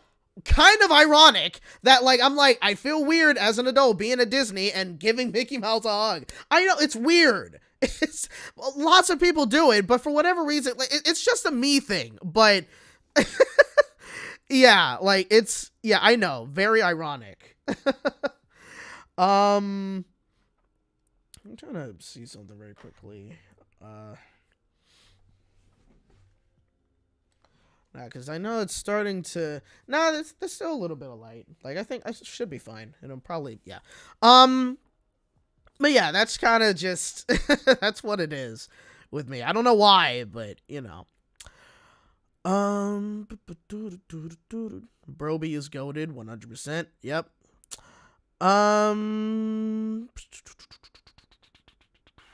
Did you hear that Blue's Clues and You is ending after season 5? Yes, I did. Kind of sucked, but I mean, it is what it is. Again, shows have to end eventually, you know. I have to honestly wonder if Bluey, for example, like, is Bluey gonna end fairly soon? I feel like it's definitely possible. As popular as the show Bluey is, I'm pretty sure the creators would probably be one who would, like, probably ended during its prime, if that makes sense. Maybe? I don't know. Or, like, they would have, like, stories that they'd want to tell, and then when they kind of run out of those particular stories they'd want to tell within Bluey, that's probably when they would essentially end. You know what I mean? That would be my guess, right? And also, let's be serious about something else too. I feel like the voice actors for Bluey and Bingo, right, and probably some of the other kids, something tells me that, like, the creators would not want to replace those voice actors, right? And so if they were to start sounding too old, to sound like 5-year-old and 6-year-old children, what exactly would they want to replace them? I feel like it wouldn't necessarily. I feel like they wouldn't want to replace those kids, you know? Like, that's just what it feels like to me because of, how the show has been and yada, yada, yada. Especially also considering that they're kind of, well, I don't know if that's even part of it too, but, they're kind of like concealing the identities of the kids who are voicing, the characters. You know what I mean? But, yeah.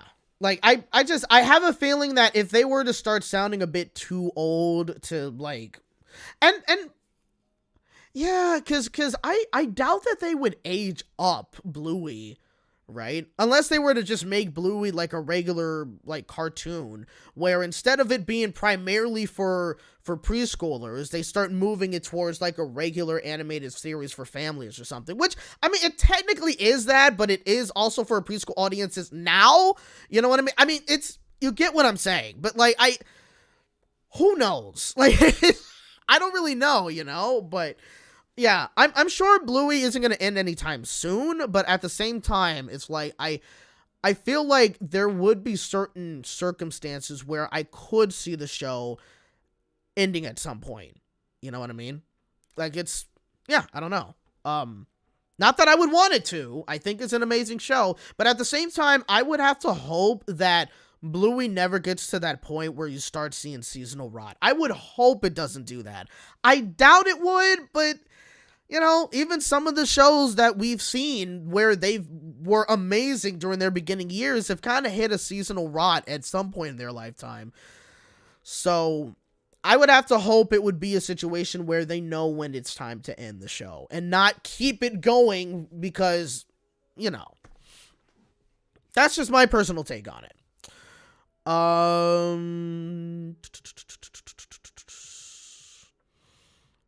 Yeah, just age up Bluey and bingo. I mean, again, it's a possibility. You never know if that's what they would do or not, but I don't know. Virginia Lay says, I am shy too, but don't pass up giving Mickey or Chewbacca a hug one day, Josh. Yeah, one day. One day. I'm also kind of awkward in person. At least I'm awkward with people I don't know. Like, if I know you, obviously, like, say if I've seen you every now and then and we meet up and whatnot, I may still be slightly awkward, but at the very least, I'm comfortable enough to, like, speak with you, then it's not going to be weird, I think. But, like, I don't know. Like, I think a part of it would be is, like, what do I even say to Mickey? How would I react to Mickey, like, waving and, and all that stuff? I don't know. Like... yeah, I can be awkward sometimes. But anyway, cough, the Fairly Odd Parents, absolutely right. Housewarming, are you're antisocial? Oh, no, I am not. I am not antisocial. Absolutely not, okay? I am introverted. I will tell you that. I am definitely an introvert, but I am not antisocial. I can socialize with people. I don't have social anxiety. I can't freak out. I can't freak out. I don't freak out when I'm about to meet new people. You know what I mean? I'm just shy.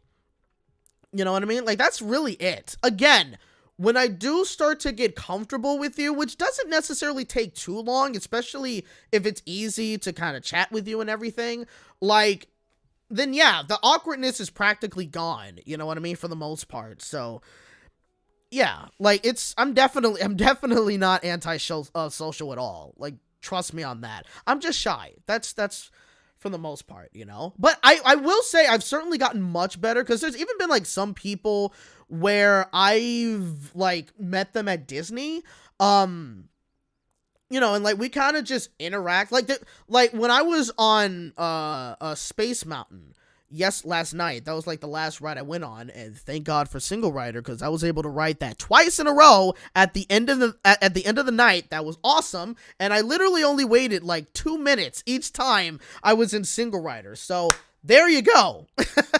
But, like, the lady, like, she was, like, next to me, and she was like, hey, don't worry, like, I just want to warn you, I might be screaming my head off when I'm on the ride, and, like, we kind of interacted, like, fairly easily, like, I wasn't awkward, we weren't awkward with it, you know what I mean? I think it kind of depends on the situation sometimes, but, yeah, so, I can be awkward sometimes, and then maybe I'm not, but, yeah. And again, sometimes when it comes to my shyness, it's a little bit too much, or it's what have you. So, yeah. Amisha says, I'm not shy at all, but I used to be, but not anymore. I like to talk to anyone, be honest here. People can get shy sometimes. And yeah. Like, again, it all really depends sometimes when it comes to shyness. Sometimes you're a little bit too shy to talk to anybody, or sometimes you're too shy to approach anyone, or sometimes, it all like really depends. You know what I mean?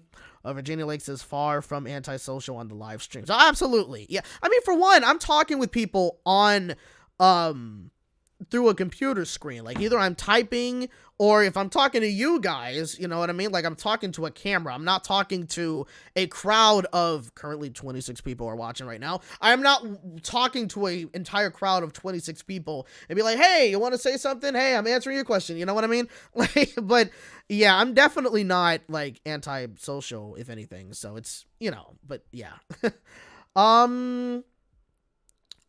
Yeah, okay. So, anyway, I think let's move on from that topic and let's get into a topic I know a lot of people were kind of waiting to talk about, which was the documentary on Quiet on Set, which released last weekend.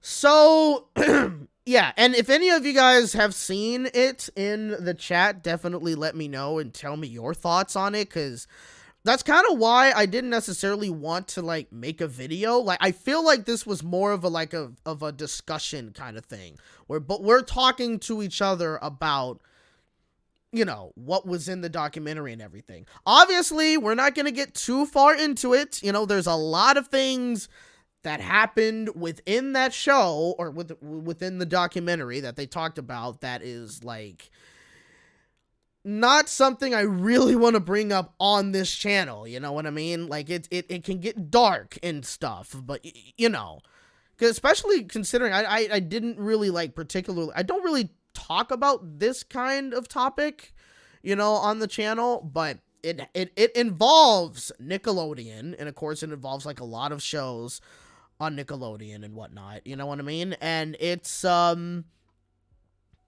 it's kind of something that I would cover on the channel, For Art Style says, the people talking to you are your fans and friends, unlike those trolls who would say racist words to you. Again, trolls like that don't exist, or they're useless people. That's all I can say. But yeah, friends and fans, yes, it's much easier to talk to people who are friends and fans. That's 100% true. But yeah, so no, I might want to turn that down just a little bit more. Nah, that should be fine. But yeah, so when it came to Quiet on Set, right? Like, I wasn't really fully sure if I was gonna even be like checking out the documentary in full, right? When it came to it airing last weekend. But obviously ever since like the trailer came out, like it was a big deal, of course, because it was going to be, exposing all of the things that happened behind, the scenes on set of a lot of like Nickelodeon shows and what have you. And of course, a lot of us knew about like Dan Schneider and how much of a weirdo he is and all of that stuff. Those trolls are kind of like bullies in real life. So yeah, don't listen to, facts, 100%. But, excuse me. But yeah, like, most of us knew, especially considering that when you watch, like, say, iCarly, and you know of iCarly, you know the character Sam, and of course you know Jeanette McCurdy, and all of those things, She was recently coming out with her own, like, book, her own memoir talking about the kind of like stuff she went through when it came to her mom, or when it came to working with Dan Schneider and everything. You know what I mean? And so, like, I think, when it came to the documentary Quiet on Set, for one, I think it was just like a matter of time that something like that was going to happen. in terms of like a documentary coming out. But I think like there was just a lot of things that I definitely like just didn't expect. You know what I mean?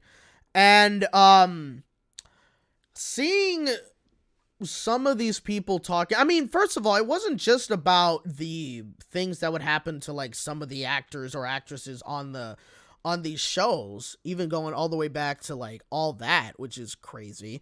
But hearing about like how Dan Schneider would treat like some of the female workers or like the female writers, which was like literally insane, giving them both one salary that they had to split in between each other, which is insane, and then having these female workers on the sets that he would be doing massage him, and you know, when they were trying to pitch something, have them in some sort of like inappropriate position and whatnot. It's crazy. Or just the fact that he would have certain innuendos put into like these shows for kids, which is and the crazy part is that when you're a kid watching these, you don't realize that these are weird innuendos that an adult is putting into the show. You know what I mean? Like, it's literally kind of just insane. And when you also see shows like The Amanda Show, because I remember I grew up watching The Amanda Show. It was one of my favorite shows when I was a kid, you know? And when you see how Amanda Bynes used to be when she was a kid and when she was a teenager, being in the industry and whatnot, you just saw how much full of life she was, you know, and the kind of personality she had, or just how happy she was, and the kind of like performance of an actor, you know, that she had at the time. You know what I mean? Like it was definitely, you know, I guess it was like, I guess because it was like, it was hard not to like her at the time, you know what I mean? But then when you take a look at her now, and then you learn about like some of the things that happened with her throughout her years of being in the industry, right? Like, it's honestly crazy. It's insane. And while I was watching the documentary, it made me kind of, you know, yeah, I think I'm going to, hold on just for a quick second. I think I'm going to turn one of the lights on.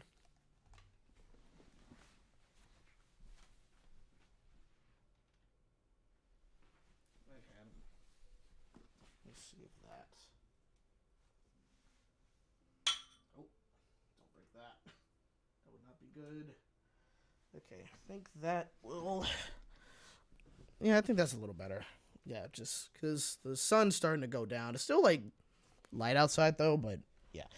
Anyway, but yeah, like, when I was watching the documentary, you know what I mean? It started to make more sense to me why, when it came to, like, certain kid actors that you saw back in the 90s or early 2000s, and you see them now as they're adults and they're just kind of completely off the rails, it starts to make a lot of sense as to why it's almost a pattern, you know? And it sucks because, like, when you see them acting out this way, the media just calls them crazy and kind of makes fun of them for, you know, for the way that they act and everything like that, when you don't really know necessarily like what's been going on with them. You know what I mean? House wearing a bomb, the lights weren't on. No, I didn't have the lights on because I'm in front of like a big window, and so most of the light was coming through the window essentially, so that's kind of how I do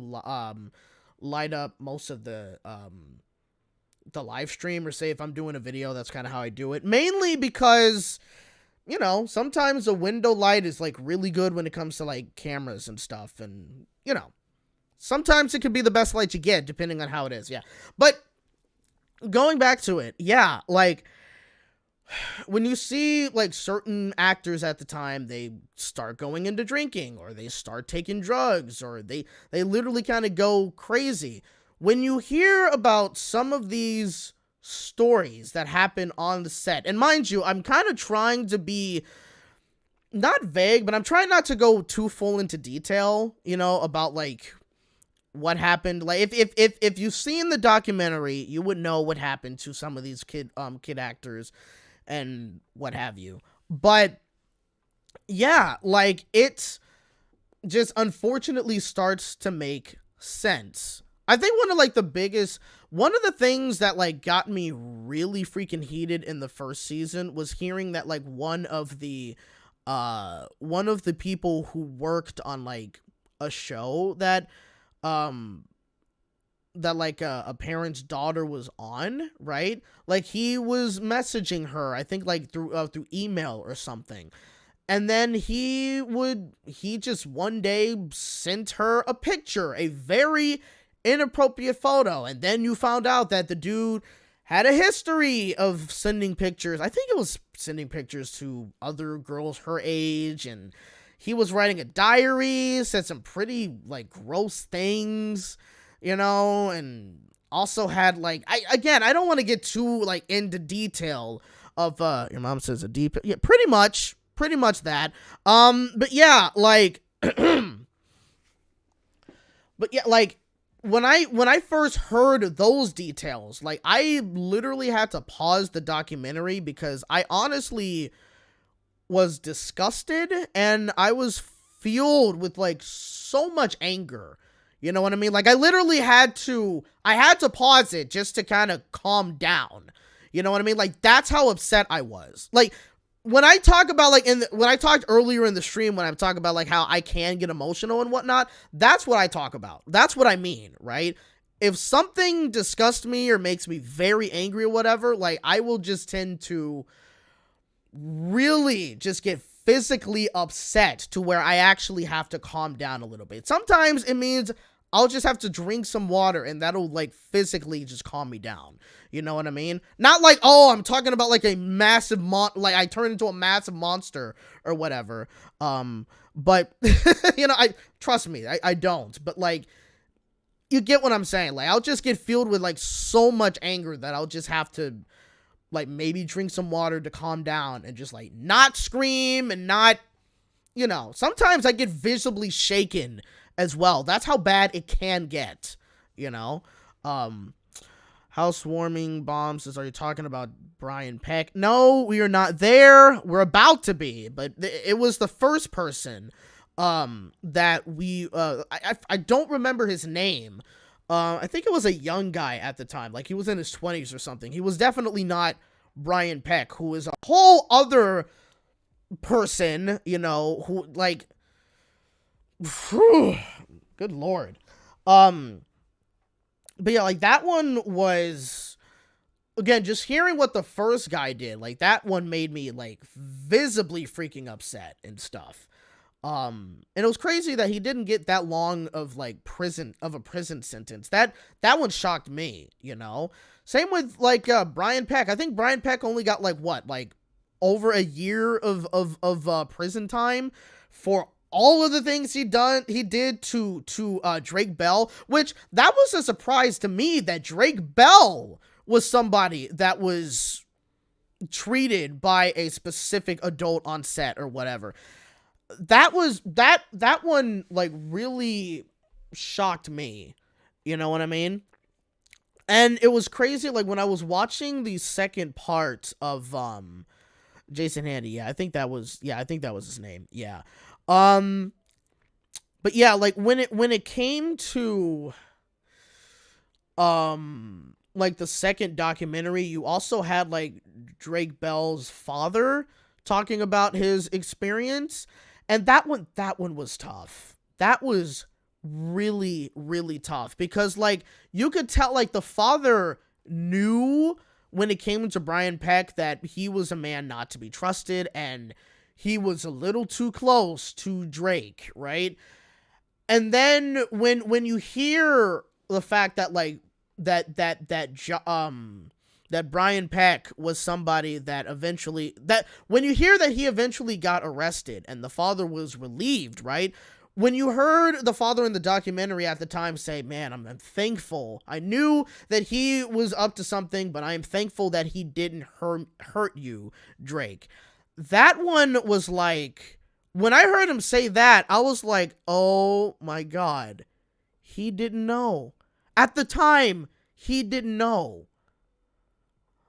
That's rough. Like, really think about that for a second. You knew that the person that is very close to your son or your kid was very, like, you had a very uncomfortable feeling about this man. You wanted him to not be all touchy-feely, and you wanted him to kind of keep his distance from your own child. And you've told other people on set, or people that were executives as well, about this guy. They don't listen to you. They kind of ostracize you or whatever, right? Virginia Lake says, how can we not get so angry, disturbed by this? So just disgusted by this, so disturbing. 100%. Yeah, but like, the fact that, like, you as a father or a parent or whatever, like, you raise concerns and then they don't listen to you and they try to make it seem as though you're the bad guy. And then you come to find out that that person that you had a bad feeling about got arrested for the suspicions that you had. And then you find out that the person, did harm your child. That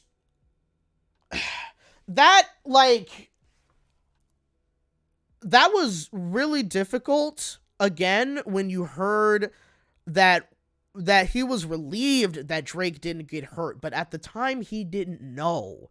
And of course he eventually found out that yes, Drake got harmed, but the rough part about that is the fact that you tried to protect your own kid, and the other people basically pushed you out of the picture. And because of that, you were not there to be able to protect your son or your daughter. That was awful. Completely freaking awful. You know what I mean? And also, again, the fact that this Brian Peck guy not only got, like, over a year of jail time, which also another crazy thing is that so many people, when it came to, like, the sentencing, right, of Brian Peck, there were so many people that were behind him, supporting him and, you know, writing letters of support, you know, which, let's talk about that for a quick second, because I'm of two minds here. One, you have some people who are talking about, oh, I know that Brian is a very good guy. I've worked with him for 20 years and he is very remorseful of this and yada, yada, yada. I don't fully blame them for having that opinion. And I say this because I'm pretty sure Brian obviously was trying to pass himself off as a good guy, somebody that people could trust, right? And so, of course, when you're working with somebody for so long, you have an opinion of them where it looks like, oh, they're a really good person. Oh, they're this and yada, yada, yada. And then when you hear that they've done something horrible, it's hard to believe that. You're kind of like, really? Him? I've known this person for years. I don't think he would ever do something like that. But then when you hear it, it's kind of hard to believe. And then so you have this particular dude who says, what do you think of James Marsden writing a letter of support to Brian Peck? Yeah, that's what I'm talking about. When you have like this perception of somebody, mainly because that was the perception they wanted you to have of them, yeah, it's a little hard for you to hear like some of the atrocities that they committed.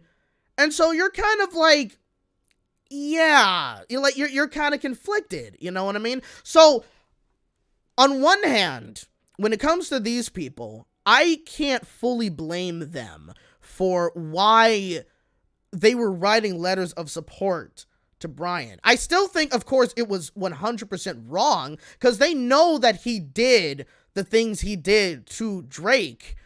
But because of their perception of, oh, well, he's, you know, like, it's horrible that he did this, but I know the kind of guy he is. I know that, oh, he will do whatever he could to make this right and never do it again and blah, blah, blah, blah, blah, right? Like, that's not necessarily their fault, you know? Like, he kind of manipulated their feelings. I'm pretty sure, you know, he was probably pleading and begging for them to write letters of support and everything. And so, again, I can't fully fault them for why they particularly wrote those letters of support. And at the time, right, pretty much was like, yeah, let's do it so we can support him and da-da-da-da-da, right? So I can't fully blame him. Now, when you have some of the other people, there was like maybe 2 or 3 people who did this, who they went a little step further. And they actually were saying that Drake, or John Doe at the time, because of course Drake was a minor, so they couldn't necessarily have his record in the court case at all, so he had to be, basically put under a different kind of name, right? When some of those people were saying things like, oh, maybe he was tempting Brian to do that and stuff, that is inexcusable. Again, it's one thing when you are somebody that looks at this person that you've worked with for years, and then you hear that they've done something horrible, and you still think, yeah, I know they did something horrible, and I really hope he pays for it, but I'm pretty sure, he's a good guy deep down. I know he is, and he wouldn't do this, blah, blah, blah, blah, blah. Again, that was because of the fact that Brian led them astray, essentially. Right? But when you go a step further and say, oh yeah, it was definitely because this teen was tempting him to do that, like, that's very freaking inexcusable.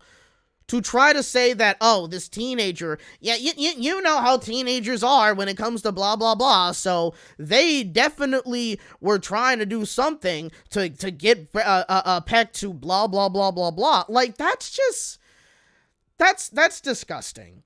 That's incredibly disgusting to remotely say that a teenager, and even if you were to have a situation where a teenager was trying to tempt an adult to do stuff with them, you as an adult should never give in to that. Like, that, you cannot blame a teen or a young person for any action that you commit.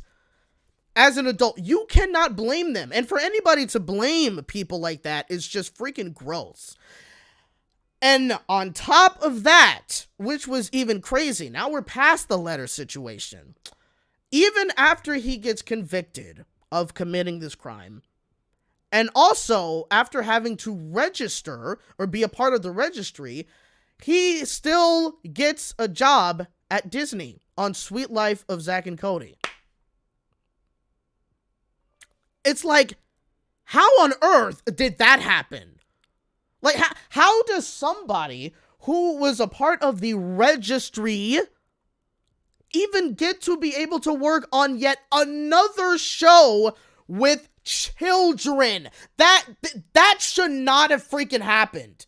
Like, when I was watching that documentary, and when they mentioned he got another show, I was like, what?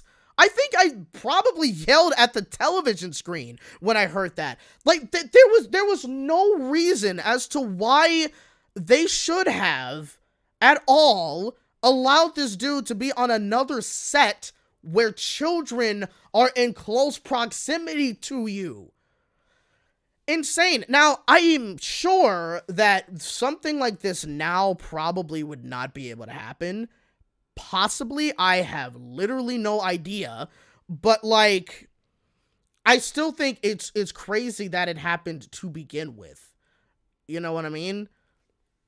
Like, it's nuts. Or if anything, I think a person who is on the registry in general should never be allowed to work on a Hollywood set ever again. He should be blacklisted from the industry. Some people get blacklisted from the industry for far less.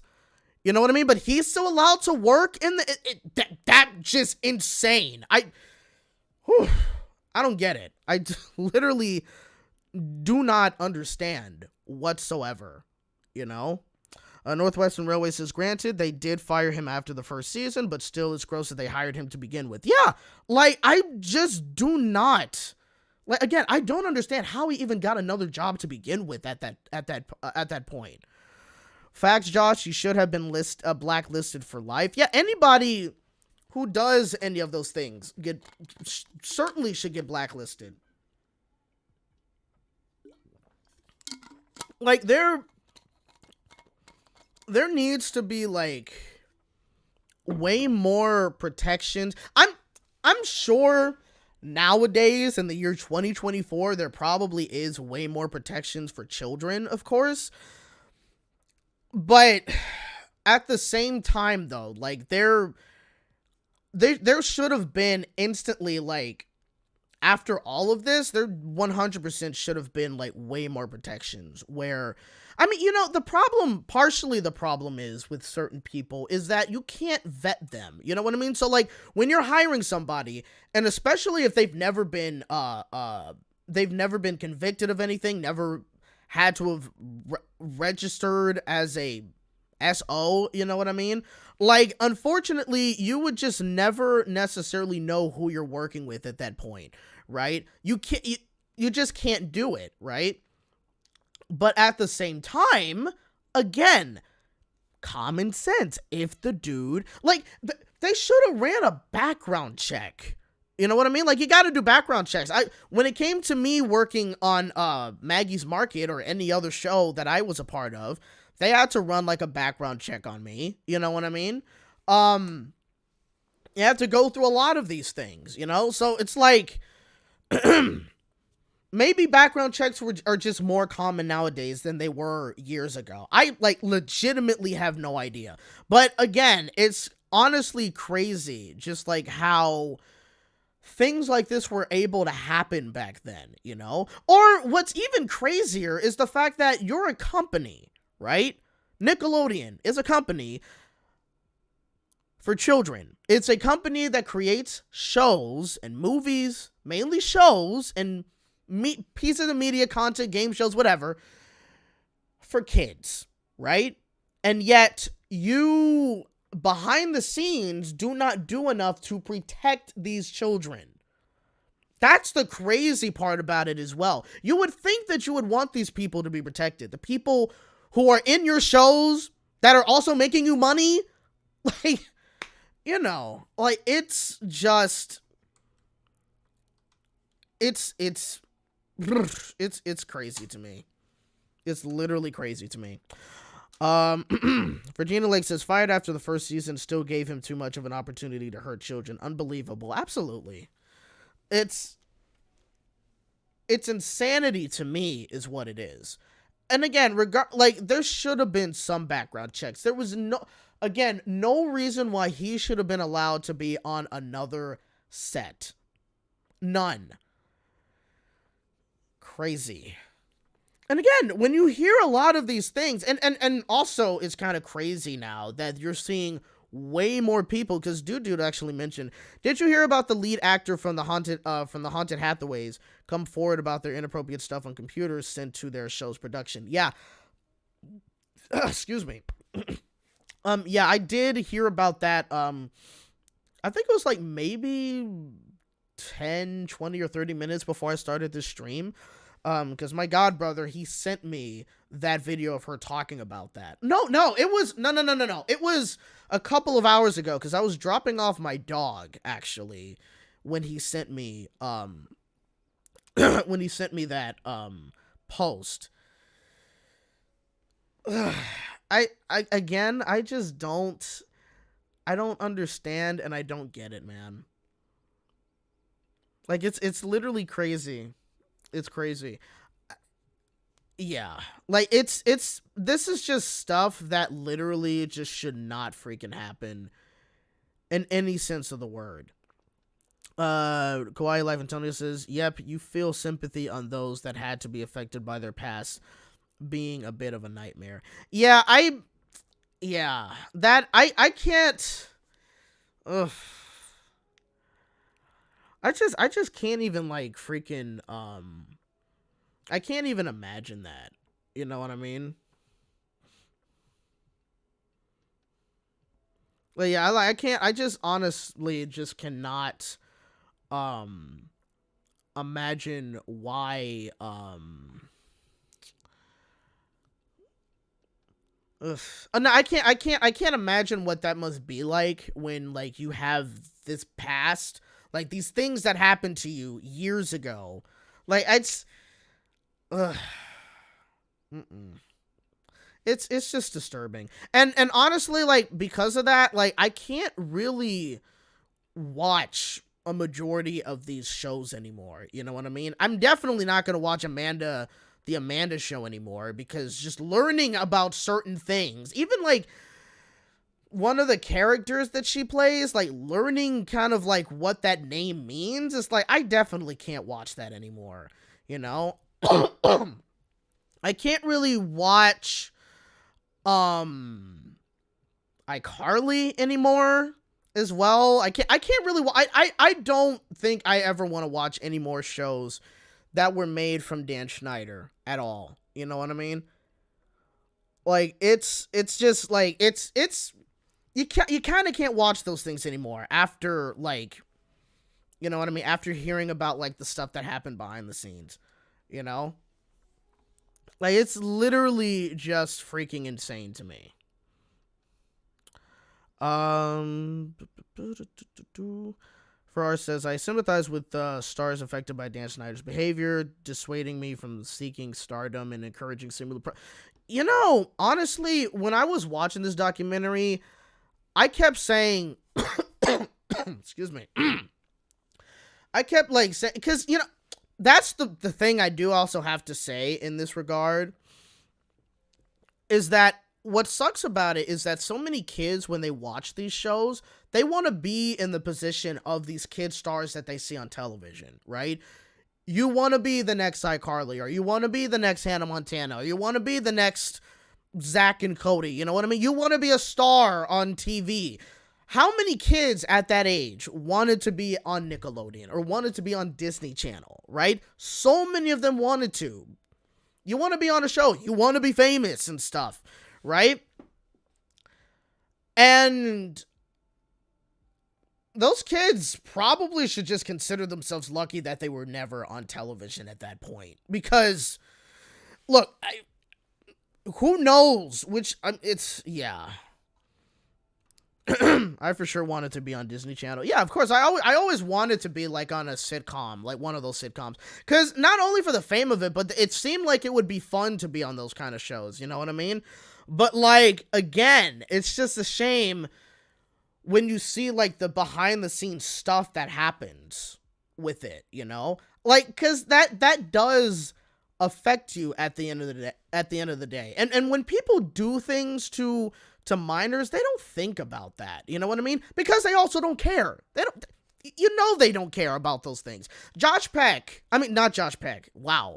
I keep getting those names confused, mainly because their last names are Peck, right? They're not related, thank goodness. But freaking Brian Peck, right? When he did those things to Drake Bell, you know that he didn't care or think about how this would affect him in the future or anything. Like, you know. So yeah, it just disturbs me. It just, like, really freaking disturbs me. And every single one of those people deserve to seriously rot in hell and also just be buried under the jail. They shouldn't just go to jail. They deserve to be buried under the jail. Like, anyone who does anything like that to children, please just go. That's all I'm gonna say. That's probably the friendliest way that I can really say it, especially on this stream. Just going there. That's just what I'm saying, essentially. And you know, speaking, Skepta says I wanted to be an animator at animation studio. You know, and that's the other thing I also wanted to, like, mention here is that, like, it seems like one of the safest things for a kid to do when it comes to being on a show is voice acting. I haven't heard any person, and maybe those are just stories that haven't come out yet, though, but it seems like when you are a voice actor, there's, like, less of a possibility for anything to happen, and that could possibly be because when you're in a vocal recording booth recording lines, you're usually in, like, just a room by yourself. You may be in a room with some other actors as well, but you're usually in the room by yourself recording your lines and stuff. And so, I don't know. And, like, usually people who, like, if you're giving notes to the actor, you're in, like, your engineering room, kind of, like, speaking through a microphone so they hear you through the headphones and yada, yada, yada. You know what I mean? It's crazy.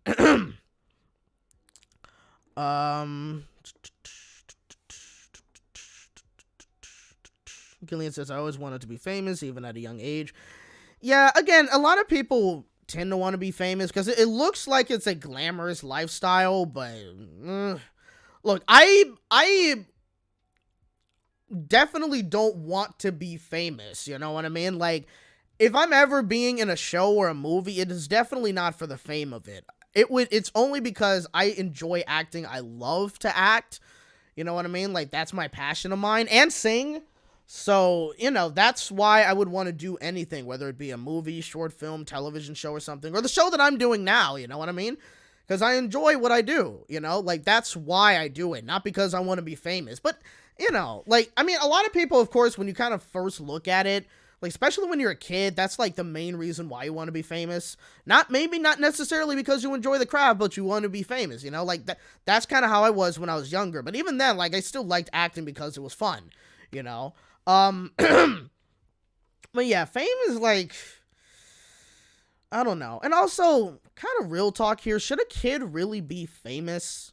Like, I think one of the things that should happen, at least in the industry, is like, yeah, go ahead and still have kids be in shows, right? Like, don't necessarily take those opportunities away from them because of crazy people out there. You need to do way more to protect them 100%, But I also feel like, at the very least, still allow the child to have a childhood, in the sense of still allow them to be a kid, because when you kind of take that away from them, because look, at the end of the day, when you really think about it, at the end of the day, when you're acting on a film set, television set, or whatever, it's a job. You know what I mean? At the end of the day, it is a job. It's something that you have to clock in for at a certain amount of time, at a certain time to get there. And then you also are doing some sort of labor, and you're getting paid for it. At the end of the day, it is a job, And so I think, like, just the culture has to change, especially when you're having kids be a part of that. But also, like, again, I think, like, just allow kids to be kids, like, obviously you want them to still get good grades. You still want them to be, like, not act out or anything. You still want them to be a good, outstanding citizen, yada, yada, yada. But, like, again, I don't know if you should be bombarding them with, like, say, interviews or brand deals or all of these things, Like, I think you just shouldn't have a kid be in that kind of environment, Because you only have one childhood, and that doesn't last for that long. And they're also still developing at that young age as well. So you have to give them the opportunity to be able to fully develop and become like a, fully developed, well-rounded adult, if that makes sense, So, like, in a way, you kind of have to, like, a lot of us, not everybody, unfortunately, because some people don't really have the greatest of childhoods, But if you've had a fairly good childhood, you kind of have to be grateful that you had one, Especially if it, depending on, like, how you turned out today, like, if you turned out to be a fairly good person right now, and that's all because of how you were raised and the environment you lived in and yada, yada, yada, like, you kind of have to be grateful for that, and thankful as well, because unfortunately, not every single person gets that opportunity, you know what I mean? I have to say, I consider myself lucky to grow up the way that I did, and still be able to have a childhood, and now being an adult, so, yeah. But, like, regardless, I think, like, again, with kids being in the industry, you kind of do have to, like, really, really change the culture there, you know what I mean? Have it be, anytime a kid is going to be on set, or I think, like, just in general, you have to, like, really do, like, full, deep background checks on these people. You know what I mean? And if there's like, any particular suspicion on whether a person who is working on the show is seemingly getting a little bit too close or a little bit too touchy with a child, that needs to be investigated instantly. There needs to be, or you have to have a parent be there at all times. The fact that, like, Drake Bell was kind of practically separated from his father, and he was with Brian Peck a lot, like, that should have never been allowed.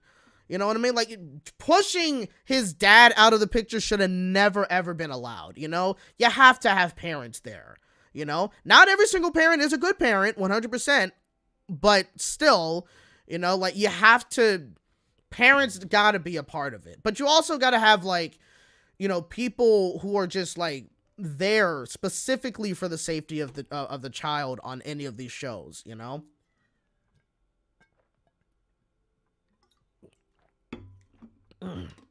Excuse me. So yeah.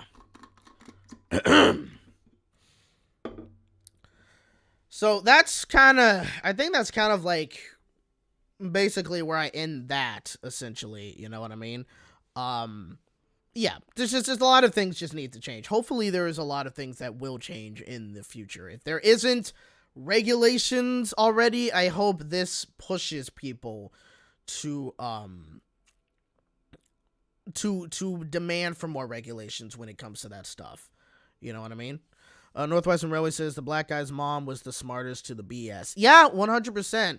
And it was a shame that they ended up firing him because they knew, or at least, you know, it seems like she would have, like, not tolerated any of the stuff that they would have been doing. So, yeah. But she was definitely, like, smart to kind of push back against it. Even if it did cause him his career, or his career at the time, which shouldn't have happened. And that's the crazy part, is a lot of these parents felt like they couldn't really do anything because, like, they didn't want to jeopardize the kid's career. No one should ever have to feel as if, oh, they should not say anything or whatever, or they can't protect their child because that might jeopardize their career. Like, that should never, ever, you know what I mean, be able to, like, be a feeling that anybody has, you know? Housewarming Bomb says that's black mama power. Trust me, if my mom... if I was in a show and my mom had any sneaking suspicions, she was a very, very sweet person. You know what I mean? She was incredible. But when you get underneath her skin, she was not somebody you wanted to mess with. Okay? I knew that. People who tried to mess around with her, not that way, but, like, you know, just, like, tried to, you know, get, like, if people were to get on her bad side, it wouldn't be pretty. She would raise hell. Okay? Like, as long as you're on my mom's good side, which she was for a lot of people, you were good. But when you get on her bad side, she was not to be dealt with. Not at all. You know what I mean? So, yeah.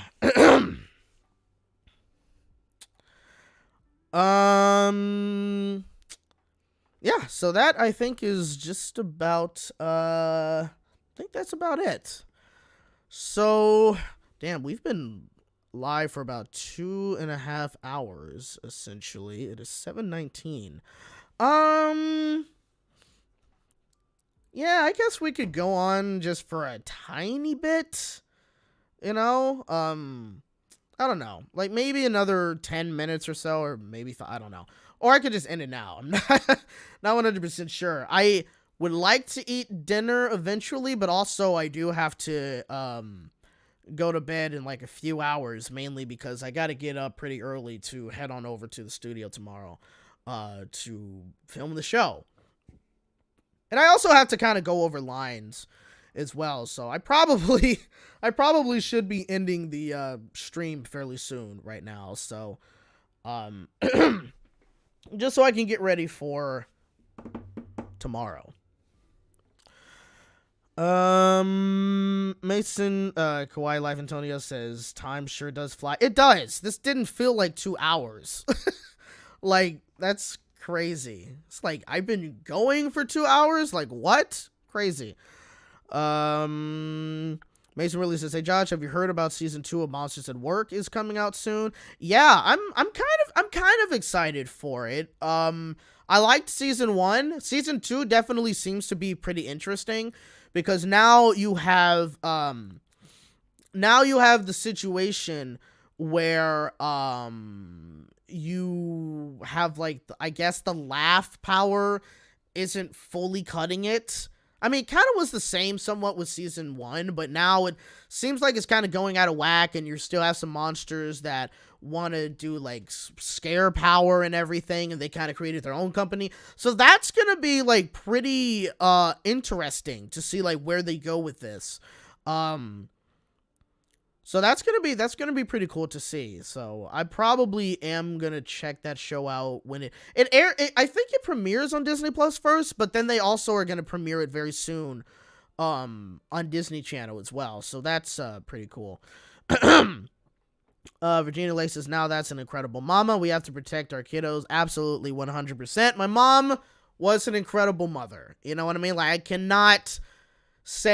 can't say anything. Like, yes, we had our ups and downs, of course, but above all else, she was an incredible mom. 100%. Could not be blessed enough to even be able to say that she was my mother. You know what I mean?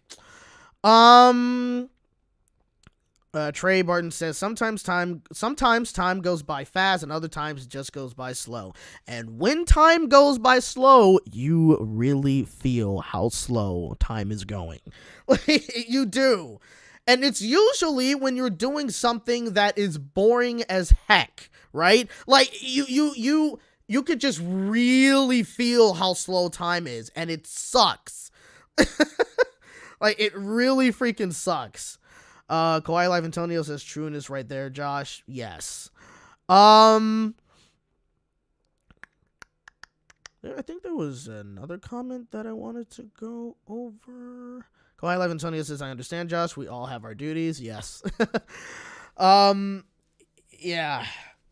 Because again, I gotta get up at like 6 o'clock in the morning. I usually don't wake up that early. Like, I'll tell you, I usually wake up like around 9 o'clock, which I know for a lot of people is probably late, but you know, that's usually my, like, I'll go to sleep at like 1 or 2 o'clock in the morning and I'll wake up at 9 o'clock.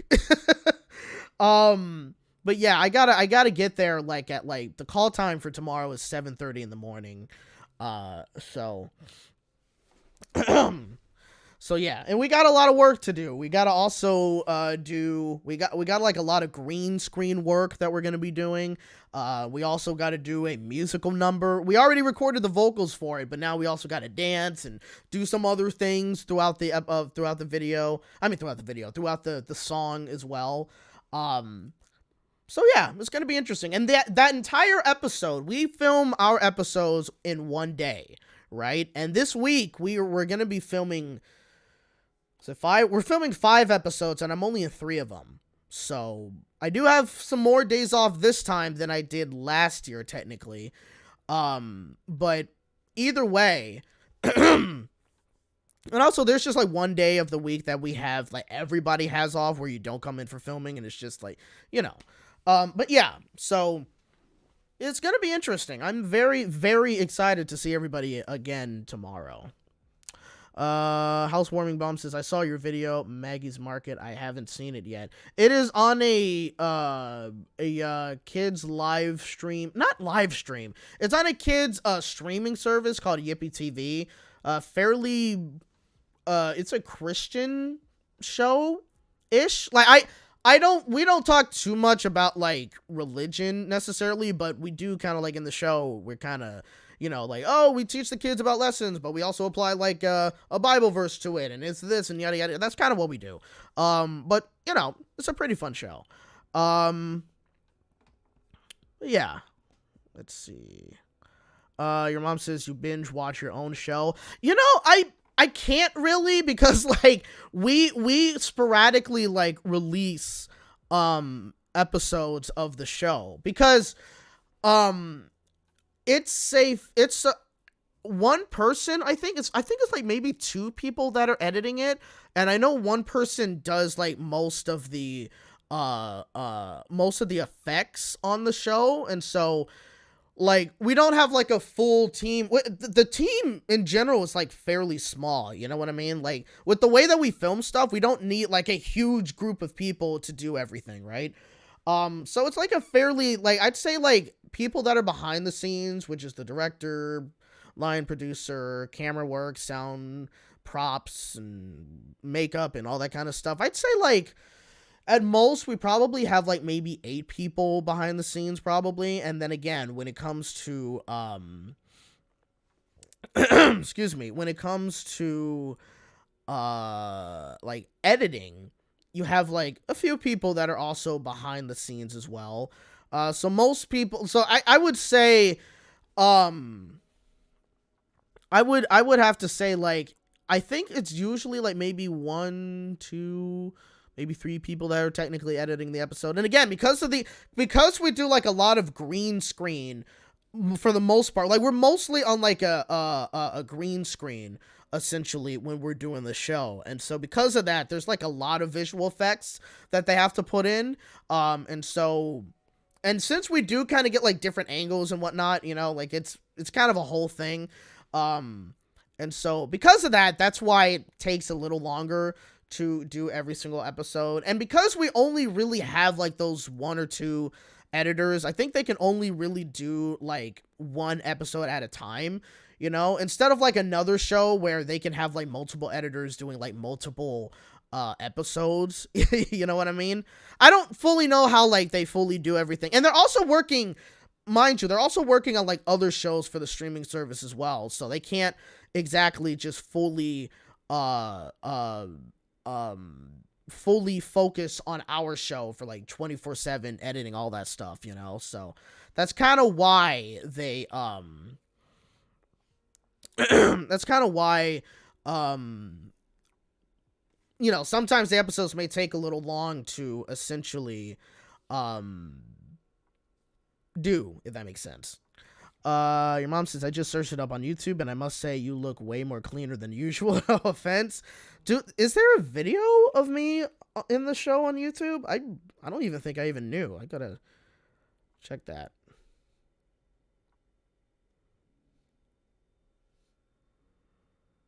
Oh, yeah, I completely forgot about yeah, because we did do a promo for like the new season 2. So I think that's the video that you're seeing. Yeah.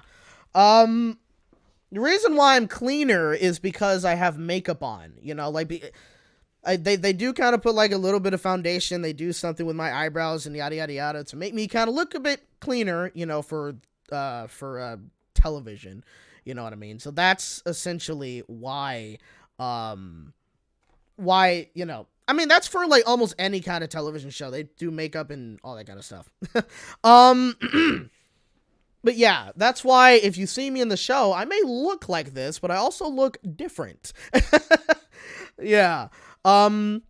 Housewarming Bomb says you look like a mailman. I'm a zookeeper, essentially. My character works at the zoo. That's kind of why you have like the paw print, which, yes, I know it kind of looks like a Blue's Clues paw print. Yeah, but like, I mean, it's blue as well, but there's like another zookeeper that's also in season 2, and he has like red paw prints, like and stuff. So yeah. But yeah, so that's my character. Like, I work at a zoo essentially, and so I'm always in that outfit. Like, no matter what, I'm always in that uniform. I'm never in anything else. Like, there's a scene where I'm supposed to like be in my about to go to bed because I'm gonna be like praying, and then I'm gonna talk to kids like, oh, what's real, what's pretend, blah blah blah, like in the episode and whatnot. And like, I'm supposed to be in my PJs, and it's just a cap. Like a sleeping cap, and I'm still in my uniform. So that's the kind of character that I am, I guess, but yeah, so yeah, oh,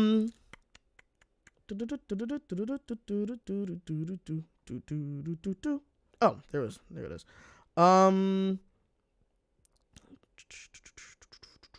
Zach says, Josh, how many seasons does your show have? We currently have 2 seasons, and we're just putting out episodes from season 2. Tomorrow is when we start work on season 3, and each season has like at least 5 episodes. Last season has 6, so we're back down to 5 episodes for this particular season. So yeah, so we currently have 2 seasons going up on the streaming service, but we're doing season 3 and we are going to do a season 4 I think later on this year as well. The show's been doing pretty good on the streaming service, so it's been pretty great. So yeah. Um Yep, and it looks pretty charming too, Josh. It's a pretty good it's a really fun show, and I think it is like fairly charming. You know what I mean? Like with the way that we do things and how the episodes are written. Like in my personal opinion, I'm not saying this to be biased because I'm in the show, but it is like a fairly pretty good show. It's a lot of fun, 100% to do. Mason really says, "Hey Josh, how did it feel to appear in Maggie's Market?" It's awesome. It's awesome. Again, it is so much fun to be able to do that show, like with the singing and the songs and the silly, there's like a lot of silly moments that we have to do as well. You know what I mean? So it kind of just makes it even more fun. And also like the people that I work with, everybody behind the scenes and my co-star, well, technically I'm her co-star. She's the main character, but still like, she is an amazing person to work with. Very fun. Very excited to see her again tomorrow. And yeah, like it's just overall like an amazing time. We're always looking forward to working with each other again. Everybody, you know what I mean? And again, also, in season 1, there was an episode where I'm working with the guy who created Johnny Bravo. He plays a character in one of the episodes. And that was one of the coolest things ever. He gave me an autograph and drew like a picture of Johnny Bravo as well. We talked a little bit about like how he created the show or how he pitched it to Cartoon Network. It was seriously the coolest thing ever. It really was. It was so awesome being able to work with them. Van Partible, yes. And one of the people who worked on one of the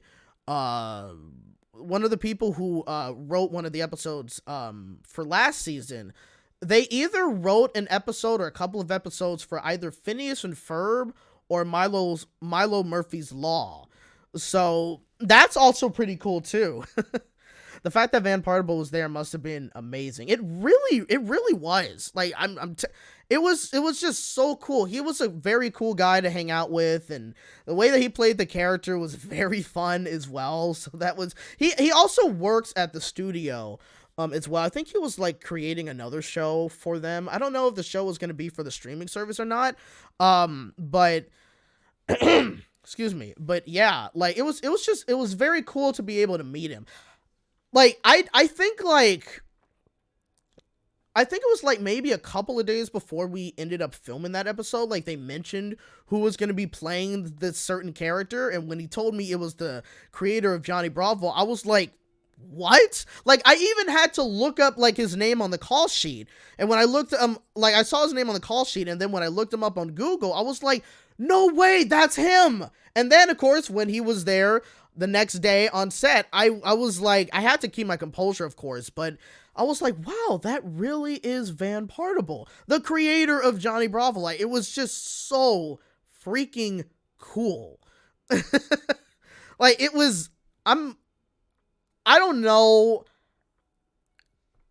I am so lucky to be able to have gotten this gig. You know what I mean? Not only does it pay, but also just being able to be on a fairly successful show with that streaming service, right? And also just kind of hearing like just how much it's making like some of the kids who watch the show like very happy, and they really enjoy my character, Maggie's character, and just like some of the songs we sing and everything like that. It's really cool. It's really cool to be able to be a part of something like that. Like one of the writers, like when we did the table read for this season, like I think 3 weeks ago, it was almost a month ago actually. She has a kid, or it was her niece or something. And she was talking about how like for her birthday, I think she was like turning 3 or 4 or something. And like, she wanted to have like a birthday party, kind of like in like the theme was to, the theme for her birthday party was basically after, from our show. And she wanted both Maggie and Billy. Billy's the name of my character, by the way. She wanted both Maggie and Billy to be there, and we thought that was like the cutest thing ever, you know? Like the fact that there's a kid that wants to have a birthday party with our show as the theme, like that's just freaking cool, you know what I mean? So yeah, like it's really, really cool to be able to be a part of excuse me, to be a part of something like this. So yeah. Mason really says, "Hey Josh, keep up the good work." Thank you. Like yeah, I can only go up from here, you know? Like I can only go up from here. And that is impressive. Thank you very much. Man, to have your luck, man, shake my head. Oh, yeah. Like I feel like I can be pretty lucky sometimes, you know what I mean? So, yeah. And also, speaking of Phineas and Ferb, I ended up meeting the character, not the character, the creator of Phineas and Ferb as well, randomly at a show, Beetlejuice the Musical in Hollywood. He just so happened to be there, and I bumped into him, and it was just so cool. You know what I mean? Was able to get like a picture with him and everything like that, so it was really cool to be able to do that. So I've had like such luck. It's crazy. Your